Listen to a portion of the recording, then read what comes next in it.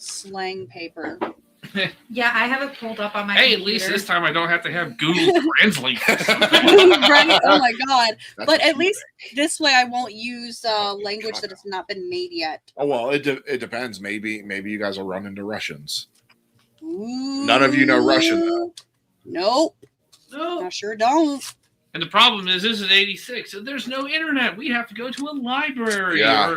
Or in my case, I go talk Oh to my god! Yeah. I go talk to Payphones? Ivan, the guy I know down at the fish market in Brighton. Yeah, he owes me a favor. I could go talk to him about this. There we go. All right, let's not use 90s slang myself. Yeah, I had to make sure I put Yeah, in there. at one point we will go to the 90s or early yeah. 2000s. Hell yeah. But I think from this one, I think we're going to jump back to Arthurian times. Ooh. To the founding of Division 13. Ooh. You guys Okay. will figure out where Division 13 started. Oh wait, that's right. They don't actually know. Do they know the actual what time period this is? And why it's called Division 13. Yeah, I know because I was in the car ride when Kate and I came up with the idea. We were door dashing Yeah. when we started expanding on it. I think I was the one who said, like, what if it started like where we started, and then we just And then like, I boom, boom, boom, boom. flip from there. But yeah, there's a reason it's called Division 13, and it's not because of the 13 sigils. 13 means something, and I think on our next one, when we go to that, you'll figure out why. So if you don't want to miss the origin, don't miss those episodes. Just don't do it. Just don't do it when I'm not there. I swear to God, I will hunt you down. Because I'm also, at some point, we're going to go to the far future as well. And I'm talking like inspired by like Mass Effect and things like that. Yeah. Oh, and we get to come up with slang then. Yeah. Also, so for our one shots, what I'm gonna start doing. Ben and Pam agreed that it was good, and I started doing it because we have Sequest coming up next. Is instead of you guys creating characters for those, I'm gonna do pre-gens. Okay. And That then sounds fun. everybody picks first come first serve for pre-gens. Yeah. I feel like that'll help with our improv skills too. It will, as well as not having to worry about building a character that you're only going to use once. So now, if basically for Sequest, I have 2 females and 3 males. Mm-hmm. And again, it's going to be first come, first serve. You will have what all their stuff is, their abilities. Everybody will be at level 5. It'll even give you their little quirks and stuff. So that you would know how to run with them. And I think it'll just be easier to do pre-gens. Now, obviously, if for whatever reason, if the one shot goes into something else, maybe not, because we're doing this. But if it goes into something else, then yeah, you can maybe pick something yourself. Yeah, but for now, for one shots, we'll just be doing the pre-gen stuff, and this is going to help because again, some of the fandoms we have coming up they're on the more obscure side, like Sequest, for example, the show that lasted 3 seasons in the mid-90s. Yeah. It's a good show. I liked it, but Elliot, Is it on Peacock? yes, it is. Okay, yes, I'm going I to need to suggest watch watching that. it. Yeah. Remember, in 4 weeks we're doing it. So Shit, that's right. I really have to watch that. No, I thought that was when it was May. no, that is Subnautica, and that one's being pushed to July. Oh, it is? Mm-hmm. So stuff like that. I think the pre-gen characters will work. Because when we did How to Train Your Dragon, we kind of we've all seen it. We all kind of know what the world expects of characters. And it also makes it easier on you guys, since every 3 episodes you're generally creating new characters anyways. Yeah. This way, I'll just pre-gen the characters, put them in. That way, I don't have to worry about everybody picking classes and this and that. Yeah. and I just pre-gen the characters, make them how I think that they should fit, and then it's first come, first serve. All right. I think it'll just be the easiest way to do all of them because we have this one, then Subnautica, then Treasure Planet. So that one / the other one that I may end up doing anyways. And Have you heard anything yet? no, but I'm going to reach out again because, again, it's not till the end of the year. Yeah. So I'm going to keep reaching out every few months and seeing if I can get the approval. If not, I'm going to do it and just do a loose space. Yeah. Because, again, it's not like there's already a TTRPG that exists. Yeah. And if we don't include the characters, Or like the location. I mean, you can technically include the location. It's not like I'm trying to publish anything with this. Yeah. We're just using it as a setting. So, but if we can do that, then that would be, I think I might do that. So we might not do Treasure Planet. We might do the other one, and we'll do a big announcement on it that we're doing this. And if we don't get an answer, maybe that big announcement will catch the eye, and then we'll either get sued or we'll get congratulated. Let's hope congratulated, not sued. Yes. But that's why we are a business, and the business protects us. But yeah, I mean, and it'd be, who knows, we do that one and that person reaches out and goes, hey, do you want to do this? And I'd be like, That'd be nice. yes, ma'am. Can I get a copy of the next book, please? When it comes out, can I get an advanced copy? Can I be in the next book? Don't overreach. Yeah, don't. Can I help you write the next book? That's just weird. Whoa. James Patterson makes money on other authors all the time. He doesn't even write books anymore. He really does. He really just puts his name on a book and it's published with his name on it, and that's how he makes money. I had a coworker who is a published author. He writes actually really great books. He has what I can only describe as a pure, unadulterated hate of James Patterson. Like, I really genuinely feel if they had met, my old coworker probably would have just started beating on James Patterson, and he would not know what the hell is going on. Like, why do you hate me? Because he, like he said, he's the one who explained it to me. He's like, Patterson doesn't write anything. He just co-authors with somebody else, and they write it, and he just gives like, here's some notes. I have an idea. I think this works. And or more like, we're doing this because I'm the one putting the money on this and getting you the recognition.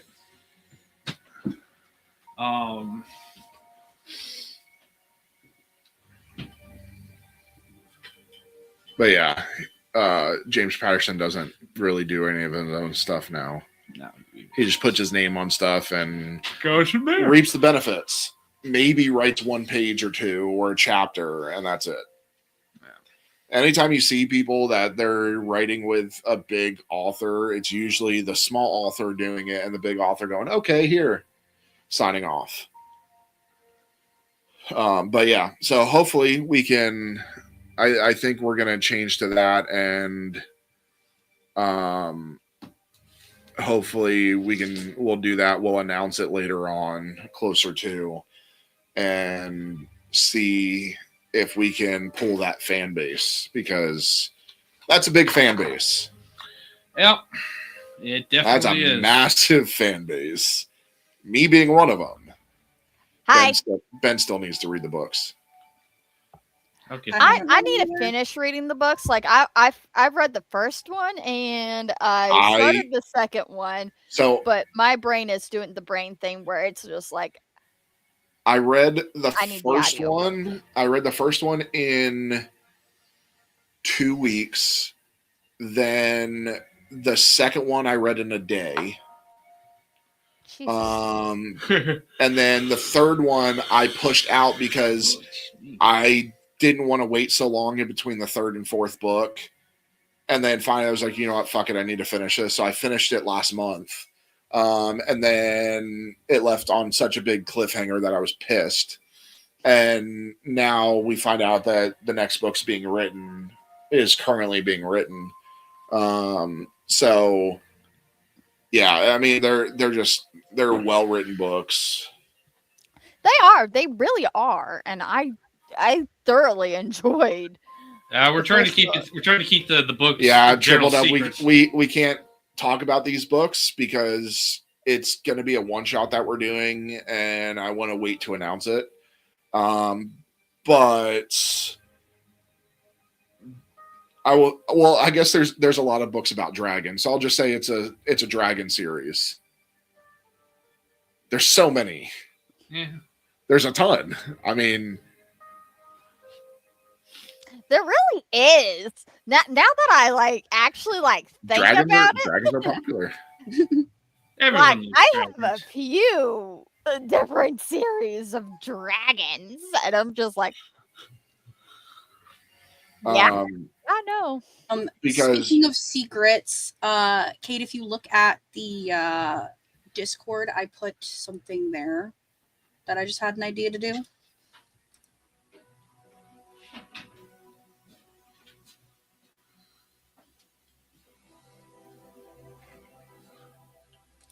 If that's something you're interested in.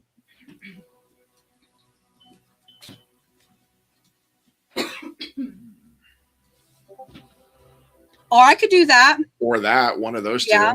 two. I'm trying to get Ben into that game.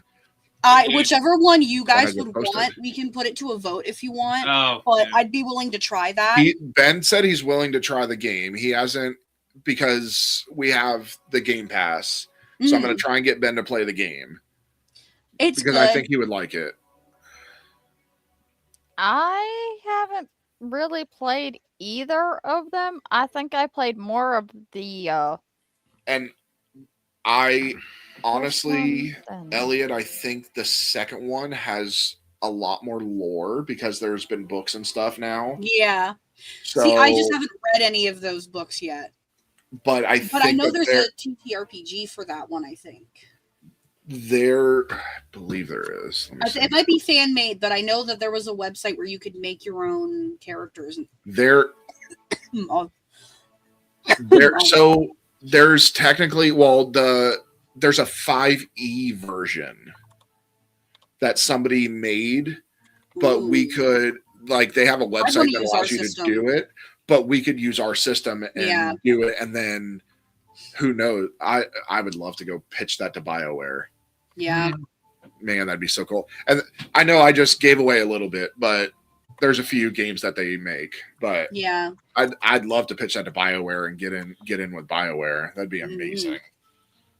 Especially because with that we're gonna get a new one coming soon. Yeah. So we could really play off of that. Like if we do that one shot Mm-hmm. when that new one comes out, Yeah. or even when they announce the new one. Yeah. Triple Dub close, but Aragon's actually one of my favorites. Aragon has a special place in my heart. It is the book that got me into fantasy. I actually wrote about it in my my writing class, but it's what got me into becoming an author and got me into D&D and all that was Aragon. I mean, it was the Scholastic Book Fair, and that was worth a lot of points because it was such a big book. And I read it and I fell in love with it and found out that he was 15 years old when he wrote it. That's insane. Which you can tell definitely Wow. if you go read through his books. You can tell he was 15 years old when he wrote it. But Christopher Paolini's an amazing writer. Mm-hmm. And I fell in love with the Aragon books, went on to read. I have the entire series, including Murtaugh, which I haven't read yet, because I'm going to go back and reread the entire thing before I read Murtaugh. And now we have the new show coming. I cannot wait. That's going to be on Disney. I know my favorite dragon author is Ava Richardson. She's not as well known as the Aragon series, but she has a very extensive amount of series featuring dragons, and it can be everything. It's all kinds of dragon adventures you can think of. I like it. I like her. She's my favorite dragon author. All right, here we go.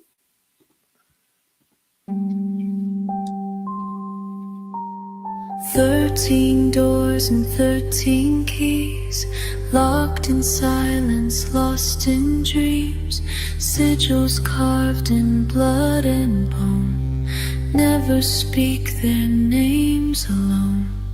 Lies are truth and shadows light, watchers wake but never fight, dust and ash and names erased, the sigil burns where time's displaced. Turn the page, but read with care. What's forgotten waits down there. 13 marks upon the skin. Once it starts, it crawls within.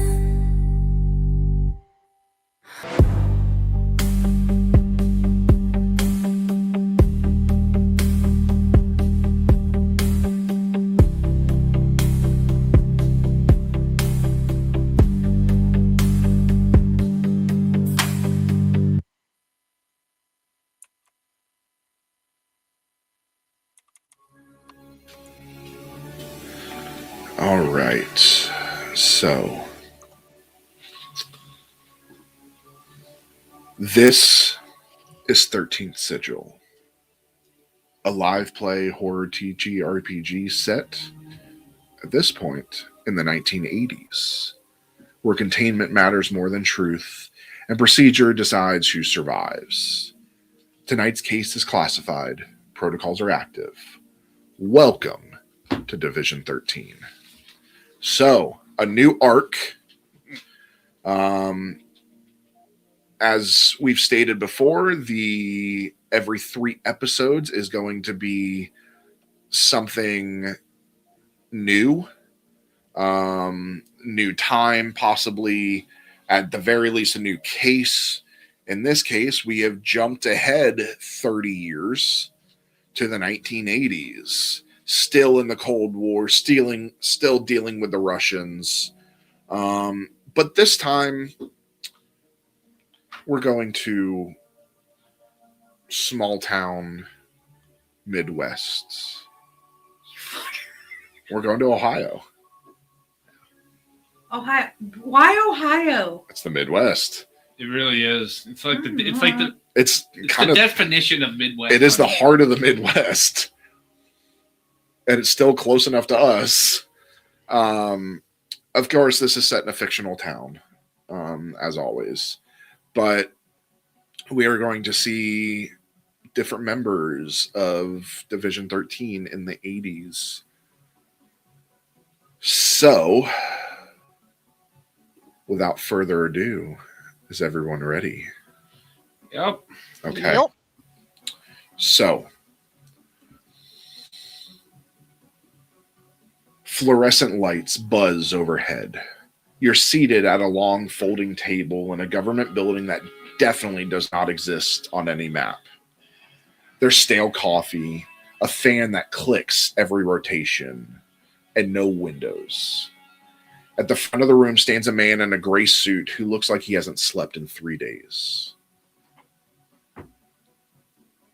Redwood Falls, Ohio. He clicks a remote and a slide appears. A small town, a water tower, and cornfields. Population 5,800.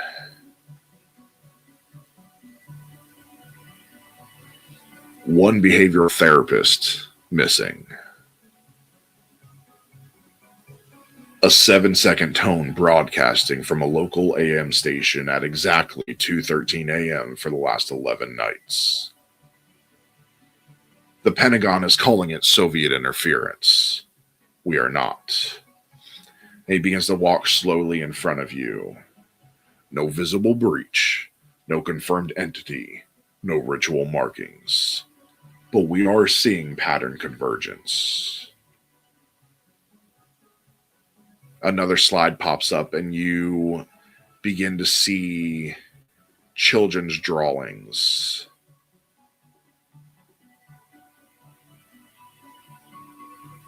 And he posts a hallway, a door at the end painted red. You are deploying undercover. And he looks at each of you. You are not Division 13. You are not federal. You are not armed specialist investigating the supernatural. You are whatever your paperwork says you are. And he kind of leans on the table. This is not a monster hunt. This is containment. You will identify the vector. You will determine if exposure spreads through media. You will confiscate anomalous recordings, and you will not review any recovered media more than once without supervision. And the projector flickers for a moment, and that image glitches, and the red door appears slightly closer. If you hear the tone, do not listen to it alone. And he clicks off the projector, and the room goes dim except for a fluorescent hum. Wheels up in 3 hours. Welcome to Ohio. As he hands out everybody's cover identities. And for those of you digital, I am giving you your identities. You do have actual pieces here. And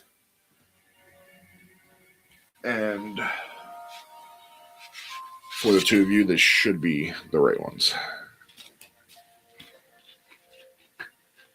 And what we will do is, before we go wheels up, we will tell who you are, as much small information as you would like, but then we will also go over your cover identities. So, let's start with Tiffany. Yes. Would you like to tell us about Tiffany, but also about Tiffany's cover identity? All right. Tiffany is, she has blonde hair, very tightly curly permed. She has, hazily brown eyes, wears a lot of bright colors, whole bunch of patchwork on top with like, little pieces of, mechanics that she's put together. She's always carrying her guns around. And she likes to invent things, especially things that go boom. And her cover identity is that she is a contractor. I haven't been able to read past that yet. But same name cover-wise. And let's see. I believe that's it. Okay. Vinny. How you doing? I'm Vinny. Vinny Moretti. About 6 foot tall, slick back hair, always looking sharp. Italian, brown eyes. Grew up in Brooklyn, near Benhurst. What do I do? Well, you know, I work for the union. You know, yeah, the union. Work for Scaparetti. Yeah. Collecting dues and charitable donations to worthwhile causes, and just, you know, my mom thinks I'm an angel. Tell us about your cover identity. Being the only one that has a changed name. You really gave me you made me more of a stiff. Why don't you? I'm regional risk assessment consultant for Mid-Atlantic Insurance and Liability Group. So you gotta get an assessment on how much coverage you need or anything. I'm your guy. So I made him an insurance salesman. Listen, it was a lucrative job back in the 80s. Yeah, They went door to whatever door. you say. Yeah, sure, whatever you say, pal. All right. Kit.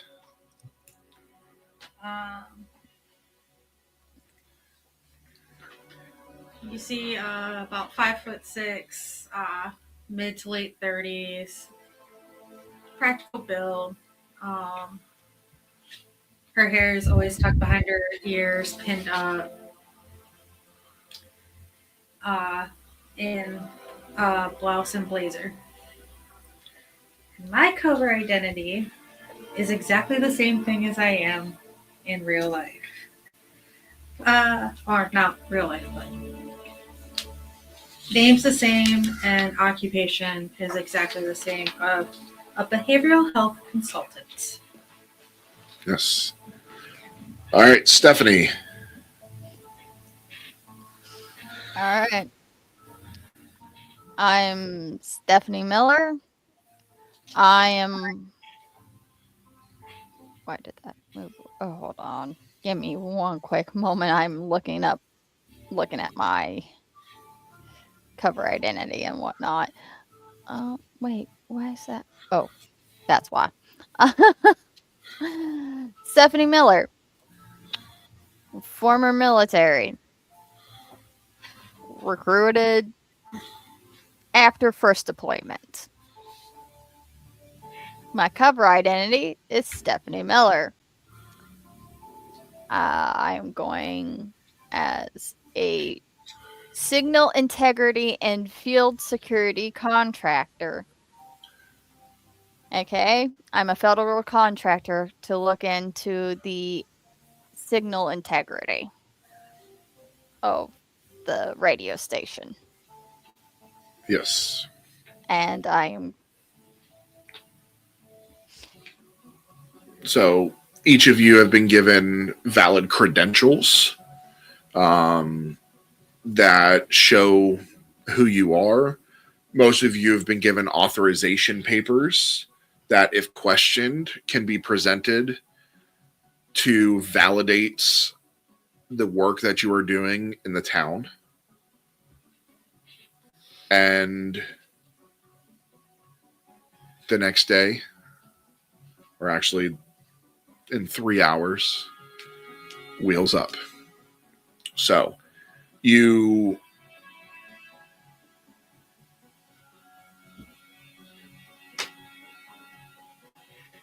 end up heading to Redwood Falls, Ohio.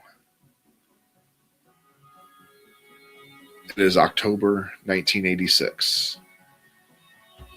The highway narrows gradually as you leave the interstate behind and move deeper into southern Ohio.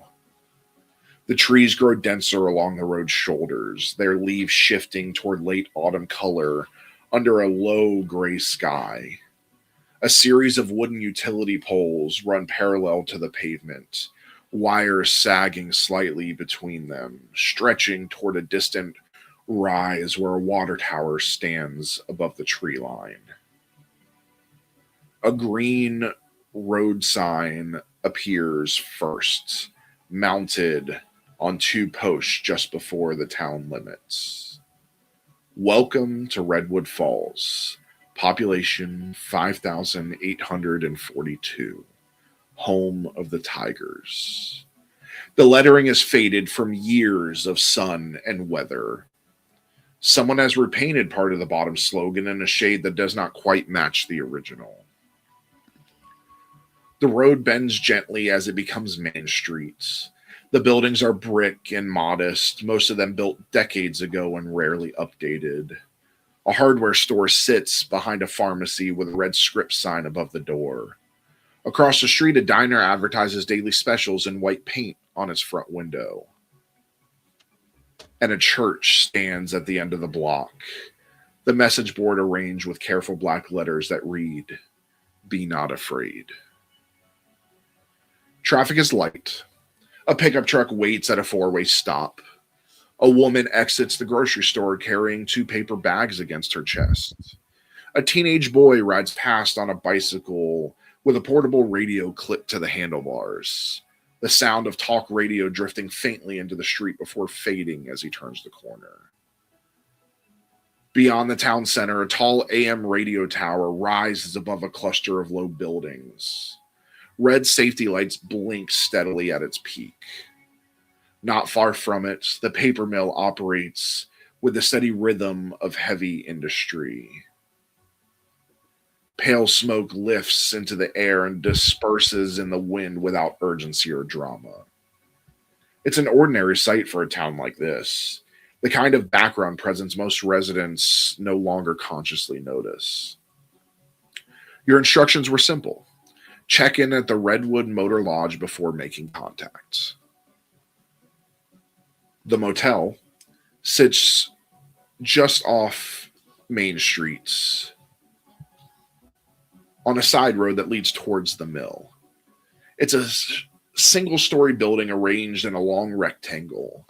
The exterior brick is painted a dull tan. Each door is painted the same shade of green. The numbers screwed into the wood are slightly crooked from age.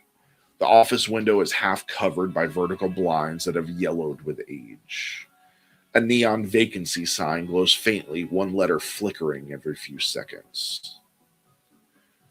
The parking lot is half full.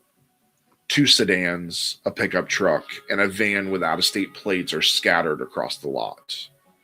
Gravel crunches under your tires as you pull in and cut the engine. For a moment, nothing feels unusual. The air carries the faint scent of paper pulp from the mill mixed with gasoline and distant cooking grease from the diner. Somewhere nearby, a radio is playing through an open window. The voice of a late afternoon talk show host carries just clearly enough to make out a few words before dissolving into static. The signal clears again. The host resumes speaking, and life in Redwood Falls continues at its steady pace. When you step out of your vehicle, the town does not react to you. No one stares openly. No one approaches. You are simply new faces in a place where new faces are noticed but not immediately questioned. The motel door opens with a soft chime as you enter. The interior is narrow and dim, lit by fluorescent tubes that cast a flat, even light across the counter. Behind it stands a man in his mid-40s wearing a short-sleeved button-down shirt and a loosened tie. A cigarette burns in an ashtray besides the register. A small television behind him plays the local news at a low volume. He looks up as you enter and studies you briefly before offering a neutral expression. Evening. Business or visiting family? And he slides the guest registry toward you, along with a pen attached to the counter by a thin metal chain. The page already contains several recent entries: names, license plate numbers, length of stay. Under reason for stay, the last 3 guests have written the same words: sleep study. The handwriting is all identical.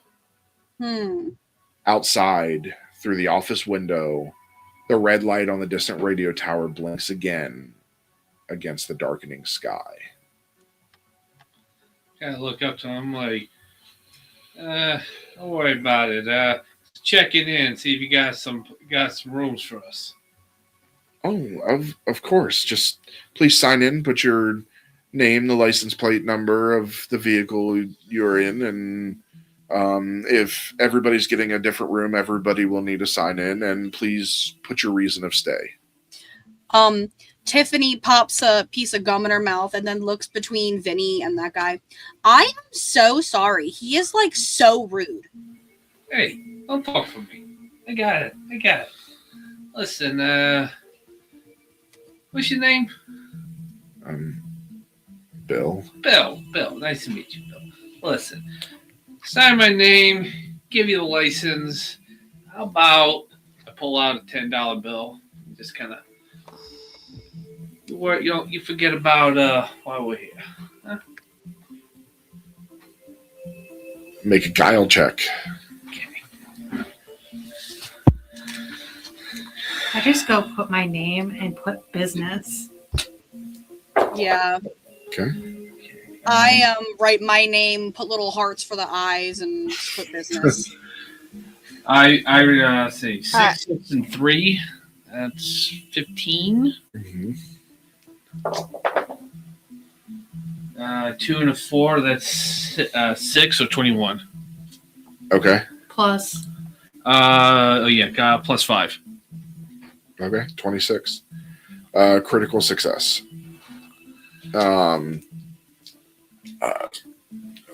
Okay. He just takes the money and puts it in his pocket.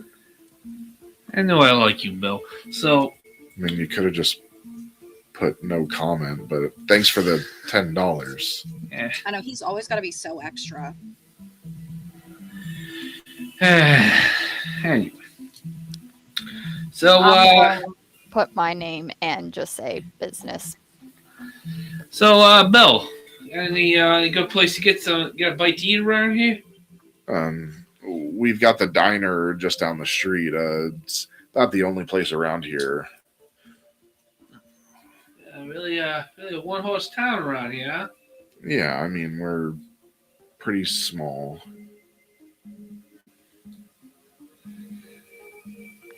is this your first time being in a small town? I mean, Flatbush count? Where's that? Rock you live under. So I kind of just put the pen down from the book and go back out to the car to get my stuff. Okay. So everybody's given different room keys. There's old school heavy ass keys with the chain that has the room number on it. Oh God, I remember those.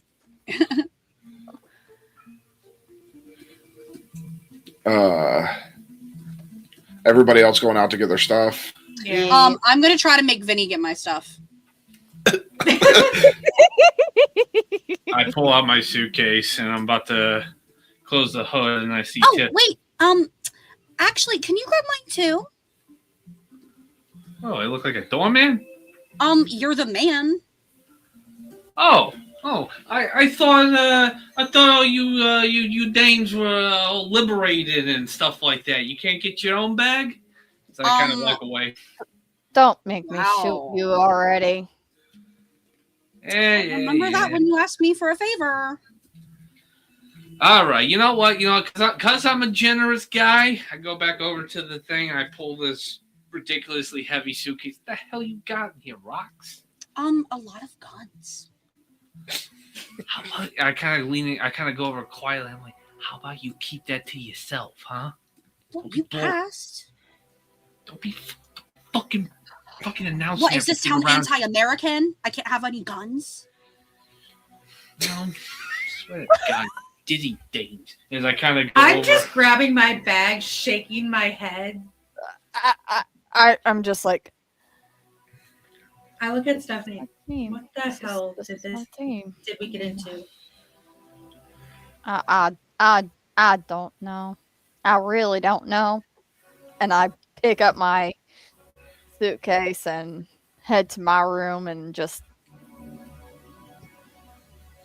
go in and shut the door and reread my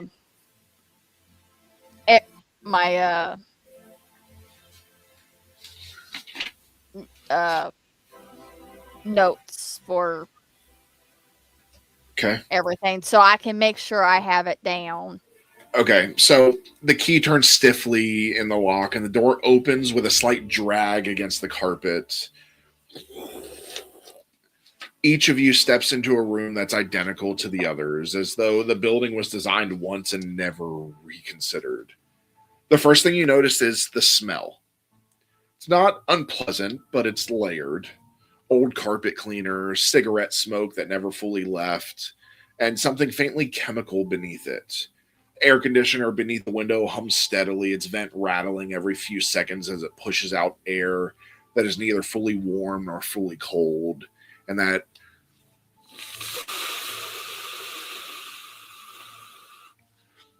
the carpet is a muted brown with repeating geometric pattern that is faded unevenly near the door and the foot of the bed. The walls are painted a pale beige that has yellowed slightly over time, probably from all the cigarette smoke. A framed print hangs above the bed in each room, depicting a quiet forest scene with no people in it. The glass reflects the overhead light in a way that makes the trees look darker than they should.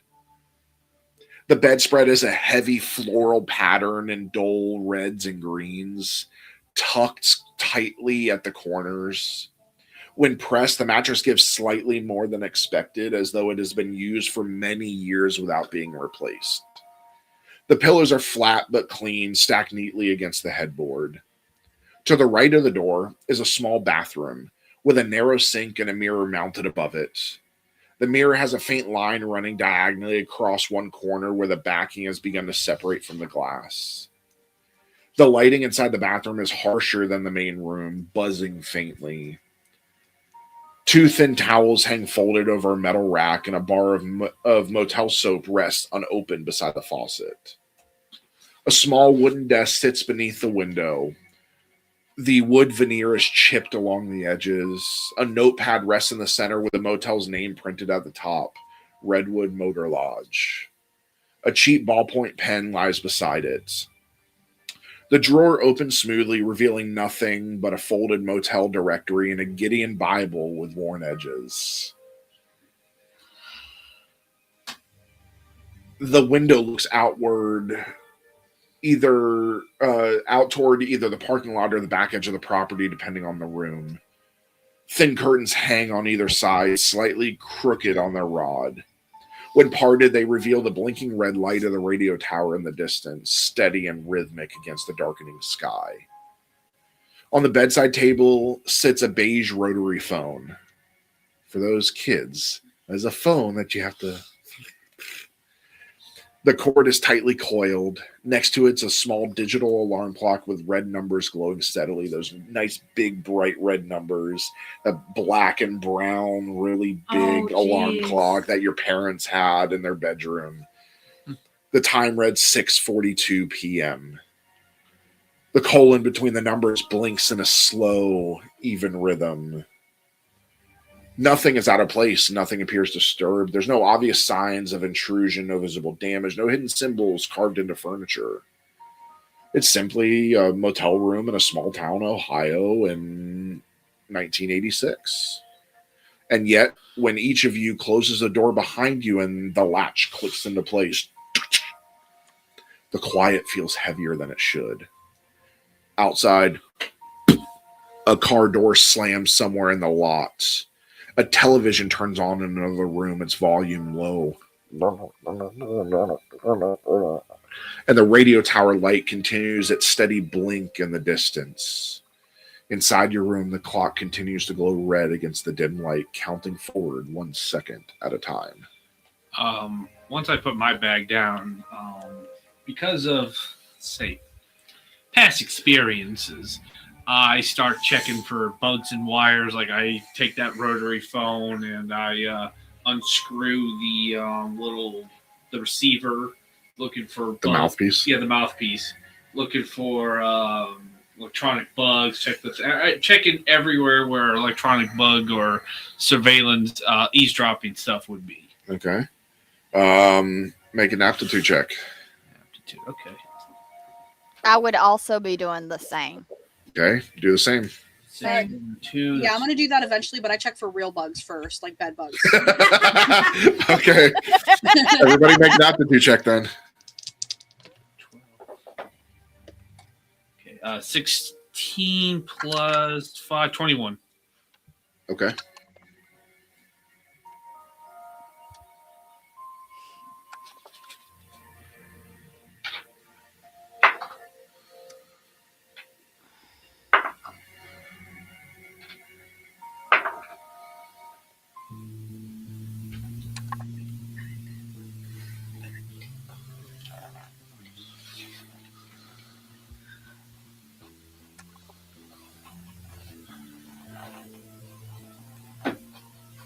This is cool music.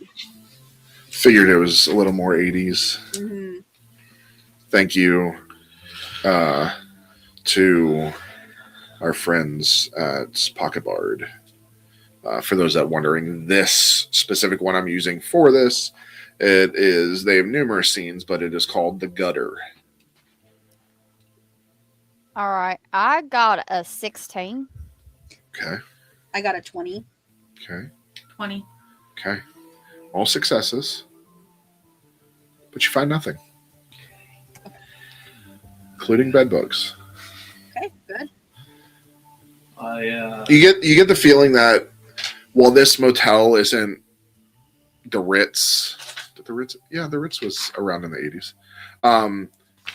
While it's not the Ritz, it's the only place that visitors come to stay here, so they try and upkeep it as much as possible. Otherwise, this town would probably get no income from travelers. You get a feeling that's besides the paper mill, that is where their income comes from, is passersby. Once I determine there's nothing going on, there's no bugs, I open my bag, pull out my 38, and I do a quick check, make sure she's good. Put it in there. Make sure the suit looking good. And I'm gonna go to Tiffany's, where I saw Tiffany's room, and knock on their door. When I answer, there are already guns all over the bed. Guns in the baton. The SMG is painted pink and it has fuzzy dice hanging off of it. The pistol is painted red and it's got a little cherry charm, and the baton is bright blue. Yes. I kind of see everything on the bed. I'm like, good Lord, lady, what are you worried? What are you worried about? I come prepared. I don't know about you. Yeah. Hey, listen. I'm figuring we gather the others. We go to that diner and have dinner and kind of go over how we're gonna handle things. Oh, thank God! I thought you were about to ask me on a date. You know, I don't think we get along too well. Yeah, I don't either. Like, not that way. Don't get me wrong, but you know, I don't see as my type. You know? Yeah. But yeah. How about you want to go? You ready to go? Listen. You gotta. I'm pointing to the bit. You gotta take care of that. You are a Fed's dream right now. We can't have you compromise. Hey, I bought them all legally. I don't know what you're thinking. In this state? Did you do it in this state? Because I'm pretty sure you can't take those past state lines. It's a good point. I'll put them in the closet. Yeah, I guess that'll work. Because I just unconsciously tap my my 30 that's in my waistcoat. That's in my waistcoat holster. Okay. If you're bringing your pistol, I'm bringing mine. Listen, just keep it out of sight, all right? We don't need to be scaring the natives. Do I look like I'm new at this? You know, I'm just not saying anything. Okay. And I hide the big guns in the closet, and then I tuck one into my pants. Okay. Then I walk over to the first person's room that isn't either of us, and I kind of pound on the door. Whichever one you want it to be. Let's say Kit. Okay. And you just hear smack, smack, smack, and then like the loud chewing of gum. Knowing exactly who this is, I look through the peephole. What? Okay. I thought we were friends. Can you open the door, please? I open the door. Please tell me he's not. As I open the door and see Vinny. I'm not. He's not what? Anyways, we're gonna go to dinner. You coming? So grab everybody. Vinny's. I don't do Vinny's three ways. paying. don't do 3-ways. What is up with you? What is up with you people these days? Jeez, we're trying to strategize here. Okay, I might swing that way, but you're not my type. Back to Brooklyn. All right, let me go grab my stuff and I'll meet you out by the cars. Okay. As I go Guess grab my purse and put my pistol in the purse. Okay. Then we walk over to Stephanie's room and knock, knock, knock. I open the door and you can see that I was actually in the middle of cleaning my firearm. Because I kind of do that as part of my routine. Yeah. We're gonna go out to dinner. Everybody else is coming. Do you want to come? Let me finish this up real quick and I'll join you. Okay, I'll be out here. And you actually kind of see me kind of scan like behind you and everyone who actually is at the door and kind of like scan everything behind before I shut the door. Is this on the first floor or like a balcony on the second? No, it's first floor. I kind of It's like a small motel. I kind of like looking around and I just kind of say, what do you think these cowpokes or whatever, what do you think they do for fun around here? No, I don't even think this place has got a movie theater. You really haven't been in a small town, have you? Nah, biggest open fields I've ever seen was in Central Park. It's showing. I finished cleaning my gun and putting it back together, and of course I holster it and I open the door and I walk out. Yeah, well, shall we? As I kind of go to the car and ready to go.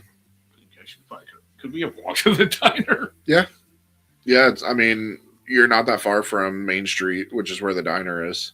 I kind of look down the road. I see the diner. I'm like, we want to walk, or you ladies want to be chauffeur?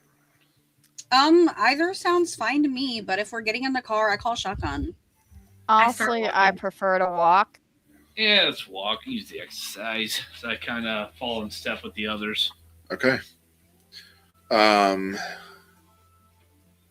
So when you step back outside, the air is cool noticeably. The sky is deepening toward evening, the last of the light settling low behind the tree line. The parking lot at the motel is quiet except for the distant hum of traffic from the highway and the occasional metallic pop from a cooling engine. Main Street is only a short walk away. The sidewalks are cracked in places but swept clean. Storefront windows reflect the streetlights as they flicker on one by one. Most of the shops are already closed, their interiors dark, but a few lights remain on in the pharmacy and the hardware store. The radio tower's red light continues blinking beyond the buildings, visible whenever the view opens between rooftops. The diner sits near the center of the block, its sign mounted on a metal pole that leans slightly toward the street. The neon outline of a coffee cup glows orange through one section of the tubing flickers intermittently. The painted words on the front window read, "Home cooking, breakfast all day, open until 9 p.m. When the door opens, a small bell above it rings softly.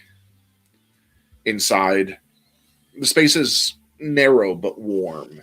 The lighting is softer than the motel, cast from dome fixtures along the ceiling and a row of small lamps mounted above the counter.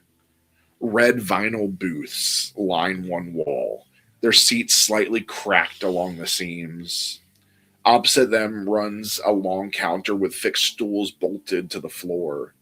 The counter surface is laminate, patterned to resemble stone, worn smooth in places where elbows have rested for years. The smell of coffee is constant and strong. Underneath it is frying oil, bacon grease, and something sweet, possibly pie, cooling near the back. A chalkboard near the kitchen doorway lists the evening specials in careful handwriting: meatloaf with mashed potatoes, chicken fried steak, and a bowl of chili. A glass display case by the register holds slices of pie under plastic domes, apple, cherry, and something labeled simply chocolate. There are only a handful of customers. Two older men sit at the counter, caps resting beside their coffee cups. They pause briefly when you enter, their eyes lifting in quiet assessment before returning to their conversation. A young couple occupies a booth near the back, speaking softly over shared fries. A woman in a waitress uniform, blue dress, white apron, moves between tables with a coffee pot in hand.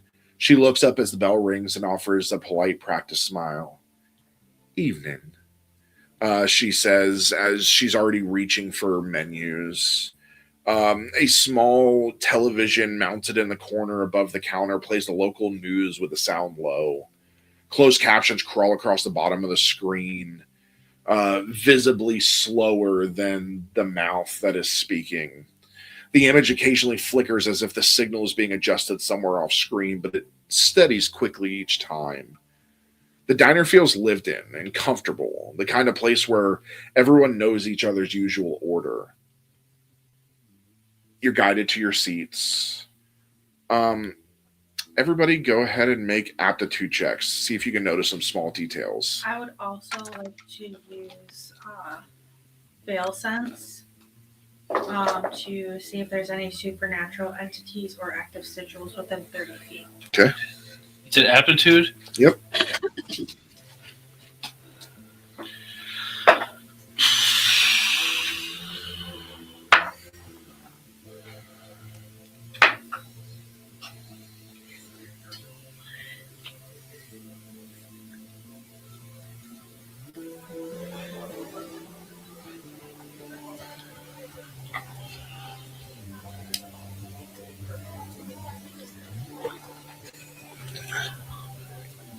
Tiffany. 17. Okay. Success. Vinny? 16. Just barely a success. Kit? 21. That is a success. Stephanie? 17. That is a success as well.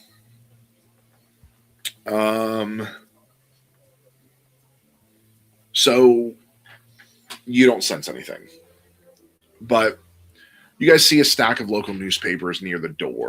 The headline mentions concerns about foreign interference in regional broadcasts. A short column references sleep-related disturbances being investigated as stress-related phenomena. On the counter near the register sits a portable radio tuned to the local AM station. It plays quietly behind the sound of plates and silverware. The host is discussing farm subsidize and upcoming weather patterns in an even, steady tone. For now, nothing feels overtly wrong. You're poured coffee, and you can feel the coffee's hot. The floor's clean. The conversations are ordinary. And she sets the mugs down, pours the coffee. Where are y'all visiting from? I kind of look up and I'm like, out of town. Oh, my hometown in Wisconsin. I'm just here on some business.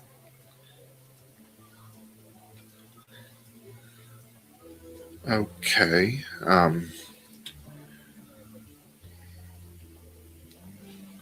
Well, what can I get y'all to eat?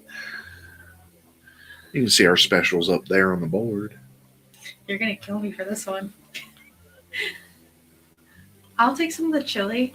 And then can I do a slice of that apple pie with some cheese on the side?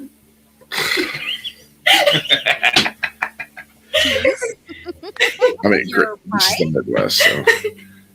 I kind of Oh man, yeah, Wait, no, wait. apple pie with cheese is I'll kind of start I've to push on never had that before. Should I try it? Yes, it is Yes, delicious. it is really good. I'll take the ham. Will it taste good with the cherry pie? I would stick Apple? with the apple. I would stick with the Okay. apple. And then I'll do what Miss Cheese Lady wants too. The apple pie with the cheese on it. Okay.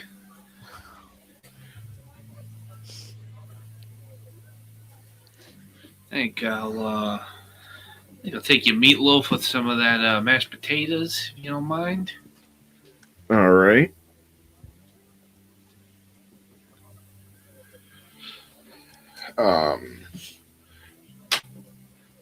So she finishes pouring coffee as she takes the orders back, and you guys have a little bit of time amongst yourselves while you wait for your food. So I kind of scan over as to make sure there's nobody visibly eavesdropping. There's no one really around. No one's around us, right? I mean, there's people scattered throughout. Well, no one's like in the booth next to us, right? No. I kind of look over and I kind of lean a little, like, all right. So, we all know what we got to do. What's that first move? Kind of look to everybody. I have a work order, so we could just like go and say that I'm fixing this stuff and take a look. You want to start? You want to start at the paper mill? You want to go to that radio station? Or I kind of remember I'm like I can kind of go to. I got some other places around this Main Street, USA that I can take a look at as well. Well, I have a federal I'm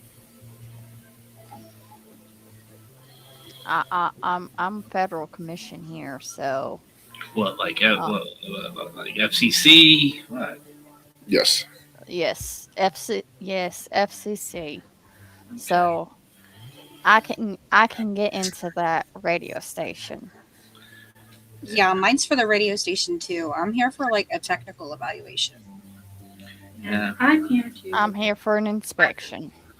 I'm patient records. I guess I'm here to do a risk assessment following all these some irregular activities. But yeah, I pretty much can get in there. Maybe we try the radio station. We bullshit our way in. See why they're getting. We're bullshitting our way in, and we have to. Is this your first assignment? What do you care? I look directly at yeah. Stephanie and just shake my head. What? And I give that look of, oh dear God, we are fucked. This is FUBAR. What? So okay. We have credentials. This ain't my first rodeo having to bullshit my way in and out of problems. The thing is, we don't have to bullshit our way in because we have the proper documentation. Yeah, Get but into once we those start places. asking questions that are probably maybe outside of our purview, then it's gonna get a little sticky. If you know how to ask the questions correctly, you're going to be. Oh, okay, Miss Smarty Pants. Maybe leave the talking to those of us who kind of know what we're doing. And know Please how to and ask the thank you. questions. So, from your booth, you can see most of the diner. The two older men at the counter have shifted their conversation to high school football. Speaking in low, familiar tones, one of them glances over again, longer this time, curiosity outweighing subtlety. The television in the corner continues its muted broadcast, the anchor's lips moving beneath scrolling captions about agricultural reports and a brief mention of ongoing federal review into suspected foreign signal anomalies across the Midwest. The meatloaf arrives first, thickly sliced and covered in a dark glaze that pulls slightly along the plates.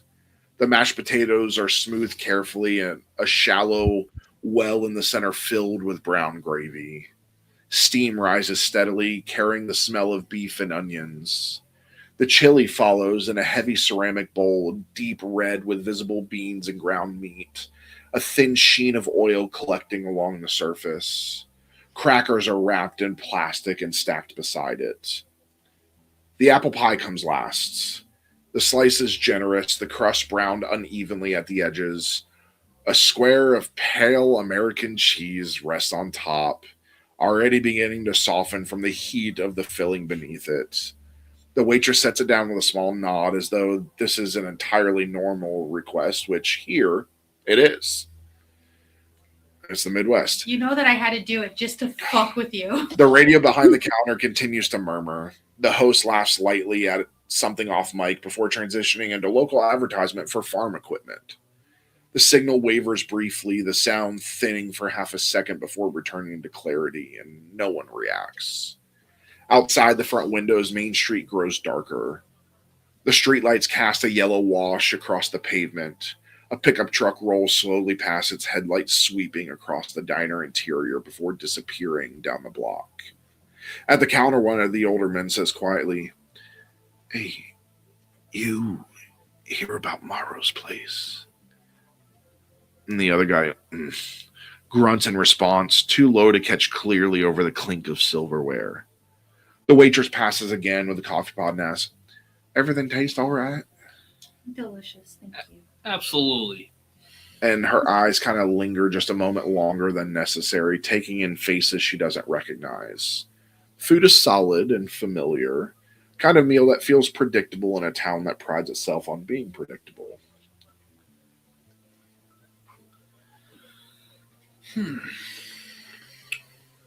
So I finish up, just finishing it up, and I'll kind of look to the others. I'm like, so tomorrow morning we hit the radio station, see what's up, go from there. Sounds good. Where might be a good idea. We all kind of stagger in there. Don't all show up at once because it look kind of weird for a Fed, a repair lady, and I like the kids. What are you doing again? I won't be going to the radio station. I will be going to the clinic to review patient records. Okay, yeah. You sure do you want me to go with you on that? No. Okay. Suit yourself. His job is designed to go there. Does insurance. He's reviewing insurance records for the patients. So what is it that you're doing? I was like, what, you talking to me? Yeah. Well, I don't know. Whoever the powers that be gave me the straight stiff job. It looks like I'm doing a risk assessment for some bullshit insurance stuff. That's kind of. What type of insurance? I don't know. Just Mid-Atlantic Insurance and Liability Group. Listen, I'm usually on the other end of these insurance claims. Okay, so I'm the one causing the insurance claims. Are we talking health insurance? Listen, you know what I know. This is why I say we gotta maybe bullshit a little. Okay. It's kind of in the name. It says Regional Risk Assessment Consultant, Mid-Atlantic Insurance and Liability Group. That could be anything. Liability Insurance and liability. Yeah. I literally have two of you designed to go to the radio station to figure out the signals, and two of you designed to deal with the people in the sleep study. Yeah. So, okay. It sounds like you're going with her, and I point at Kit. Yeah, probably a good idea. You will listen, and you won't bullshit. Whatever you say. You're the boss. So I finish up my mashed I potatoes. mean, at least he does sound like a sleazy insurance man. That's what I'm afraid of. Yeah, you sound like a shit-kicking bum there. Where you from? Supposed to be from anyway? Me? Oh, not you. I kind of point to Stephanie. I put my hand on Stephanie's forearm. Because you would know the look of it.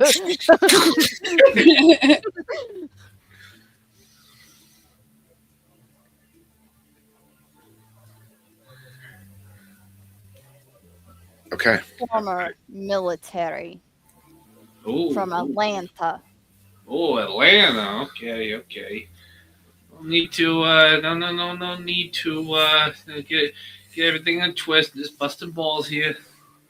Red team, remember? Red team, remember?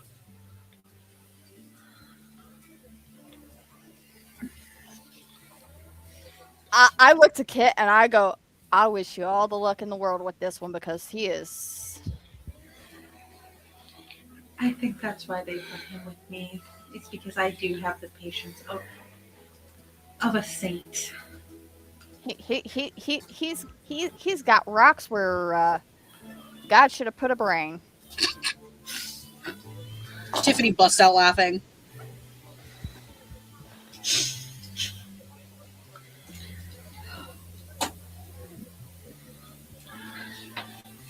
I wonder how if Tiffany's stomach's going to be okay in this. Last time Elliot used this accent, they got stabbed in the stomach. Yeah. How'd that happen again, honey? Okay, No comment. so everybody, Or was it the stomach or the chest? yeah, chest, stomach, abdomen, whatever. Yeah.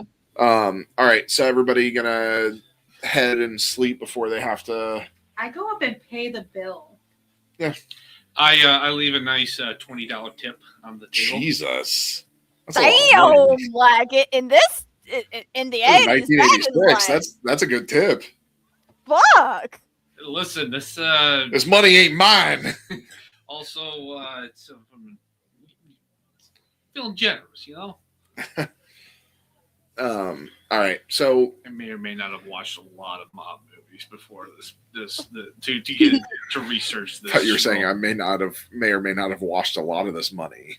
I may have done that too. That definitely happened. I'm trying to wash this money right now. I actually own this diner. The So amount of money I have on me, yeah. by the time you leave the diner, the night is settled fully over Redwood Falls. The air carries a sharper chill than before, and most of Main Street has gone dark. The pharmacy lights are off, the hardware store windows blacked out, and the church sign no longer illuminated.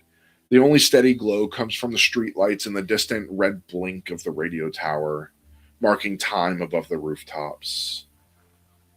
The walk back to the motel is uneventful. Somewhere behind a fenced yard, hear a dog bark once and go quiet. A truck passes on the main road without slowing. Town doesn't feel hostile, it feels closed for the night. Inside the Redwood Motor Lodge, the hallway outside your rooms is dim and silent. Each key turns in its respective lock with the same slight resistance as before. Each door closes with the same muted click. Inside, the rooms haven't changed. The air conditioners hum. The red numbers on the alarm clocks glow steadily in the darkness. The forest print above each bed reflects a faint sheen from the bathroom lights. The motel feels sealed, insulated from whatever the rest of the town is doing. And one by one, you settle in. I'm gonna use veil sense one more time to see if I sense anything. I think. Eventually, Oh, sorry. I was going to set my alarm for a little bit earlier so that I can construct a prototype in the morning. okay. I just go to bed. Okay. I make sure my gun's under my pillow, but yeah, I go to sleep. Okay. Eventually, the lights go out. The motel falls quiet. Hours pass. The digital clock reads 2:12 a.m. In each room, the red numbers shift to 2:13. At first, there's no dramatic interruption. The air conditioner continues its low mechanical hum. Somewhere outside, wind moves lightly across the parking lot. A car passes on the distant highway. Then, almost imperceptibly, the sound changes. The hum flattens. Not louder, not distorted, just thinner. The bedside alarm clock display flickers once. The red digits dim for a fraction of a second before stabilizing. And then from somewhere that does not feel directional, a tone begins. It's steady and clean, neither high nor low enough to be immediately painful. It doesn't blare, it just exists, filling the space in a way that makes it impossible to ignore.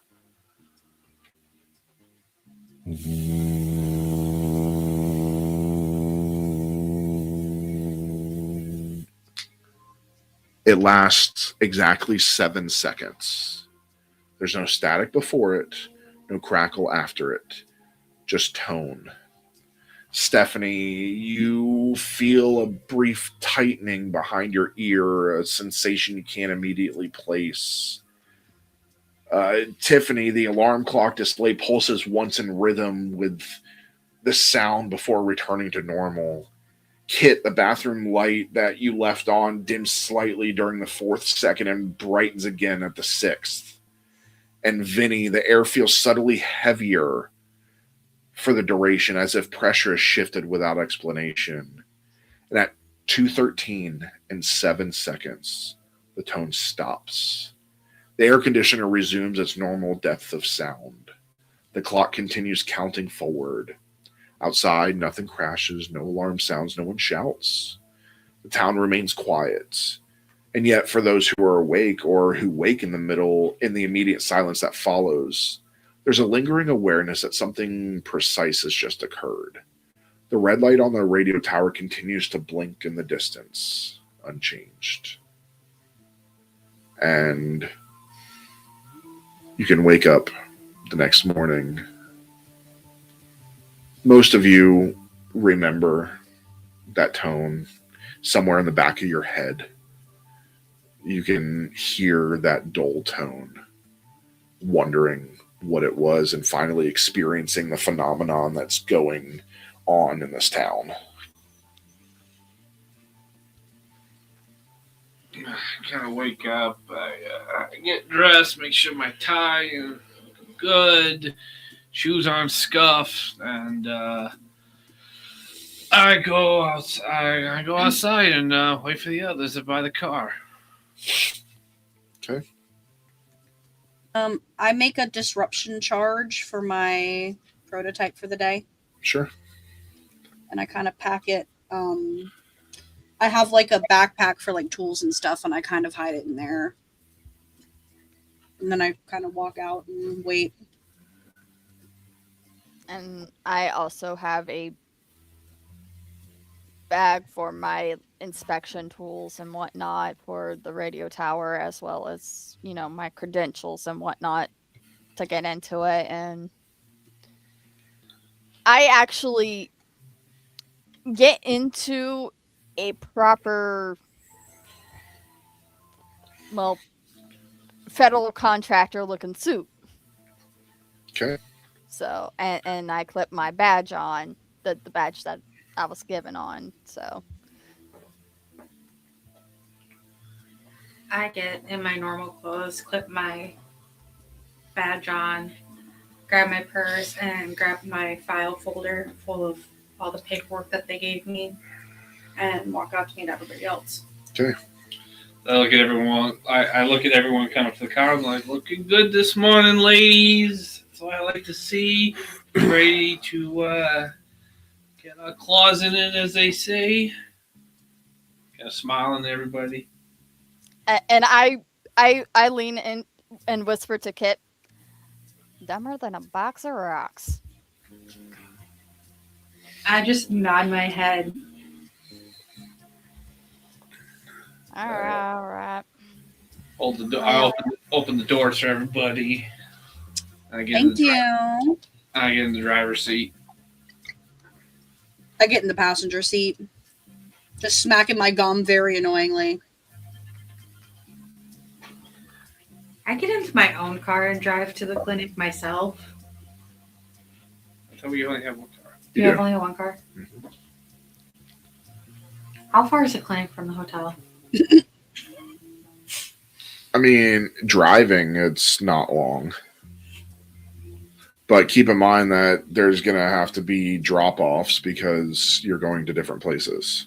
Yep. So I drive to the radio station first. Which is Yeah, I was about to say which is closer, the radio station or The the radio clinic. station. The radio station's closer, so we could get dropped off, and theoretically, we could walk to the uh motel back to meet up. Yeah. Okay. I For drop. okay, I and drop. as we're driving, I'm like, all right, so you're dropping us off. We'll walk back to the motel so we can debrief. Mhm. Kind of see what we all learned. Yeah, Okay. that's what debrief means. I know what it means. I'm just saying. Don't gotta Anyway, don't gotta snipe at me. So as we're driving, I pull into the parking lot of the radio station, and I'm like, "Hey, you get in trouble? Get out of there. Meet up at the hotel. We'll catch you on the flip side." All right, bye. And I hop out and shut the Okay. door. So the drive across town is short. Main Street's open again, but slowly. The diner's neon sign is off, replaced by simple daylight reflecting off its windows. A delivery truck idles near the grocery store. A group of high school students cross the street toward the bus stop, backpacks slung low, one of them carrying a portable radio pressed against his ear. The AM radio tower is impossible to miss once you turn onto the side road that leads towards it. The structure rises tall and narrow above a fence perimeter. Guy wires anchored deep into the ground at careful intervals. The metal catches the morning light in thin lines. At its base sits a low rectangular building with a flat roof and a faded sign mounted near the door. WRFN 1340 AM, Redwood Falls Radio. The parking lot is mostly empty. A single older model sedan sits near the entrance. The chain link fence around the tower is secured with a simple padlock. A warning sign hangs slightly crooked on the wire. Authorized personnel only.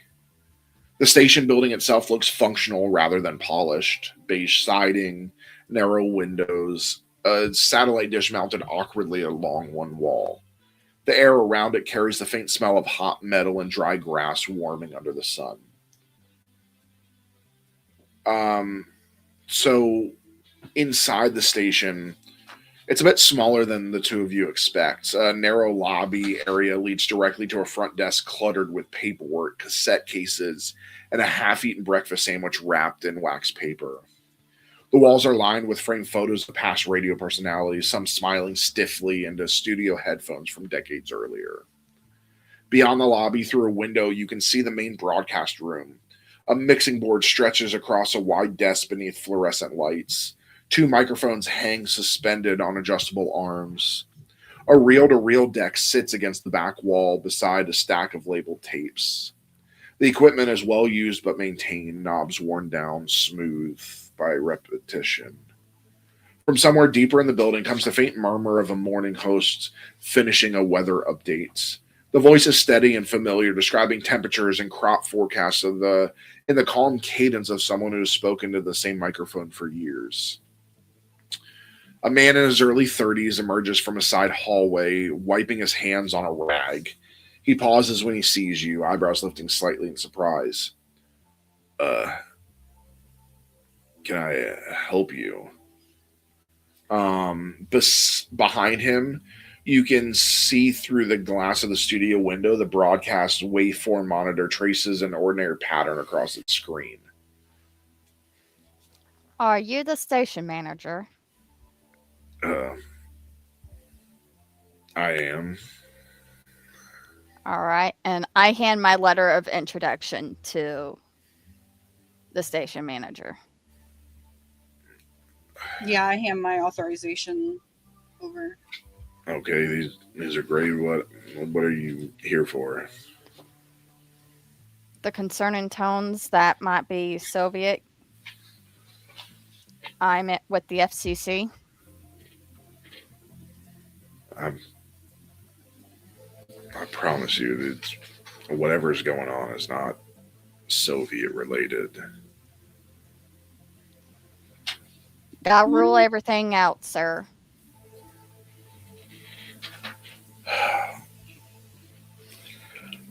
All right, give me a minute. Talk amongst yourselves. I need to go talk to the DJ. Okay. All and right. he walks back to the back.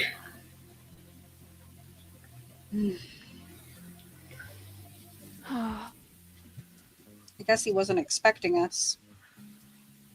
Unfortunately, that kind of happens sometimes. I kind of look around the room, seeing if I can see anything interesting. All you see really are those pictures, some various paperwork spread across the desk, and it's just like applications for being a DJ and people trying to get their businesses advertised, things like that. Okay. And just kind of like lean against the wall and wait.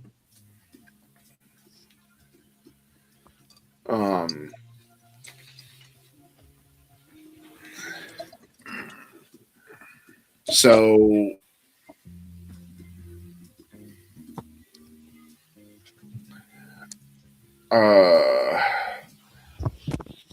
after a little bit of time,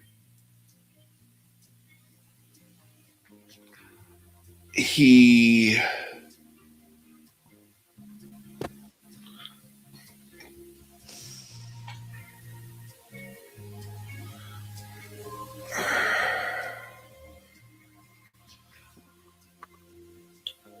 sorry, you can see through the window the DJ, mid-40s, mustache, headset on, leaning into the microphone as he finishes a segment about crop insurance rates.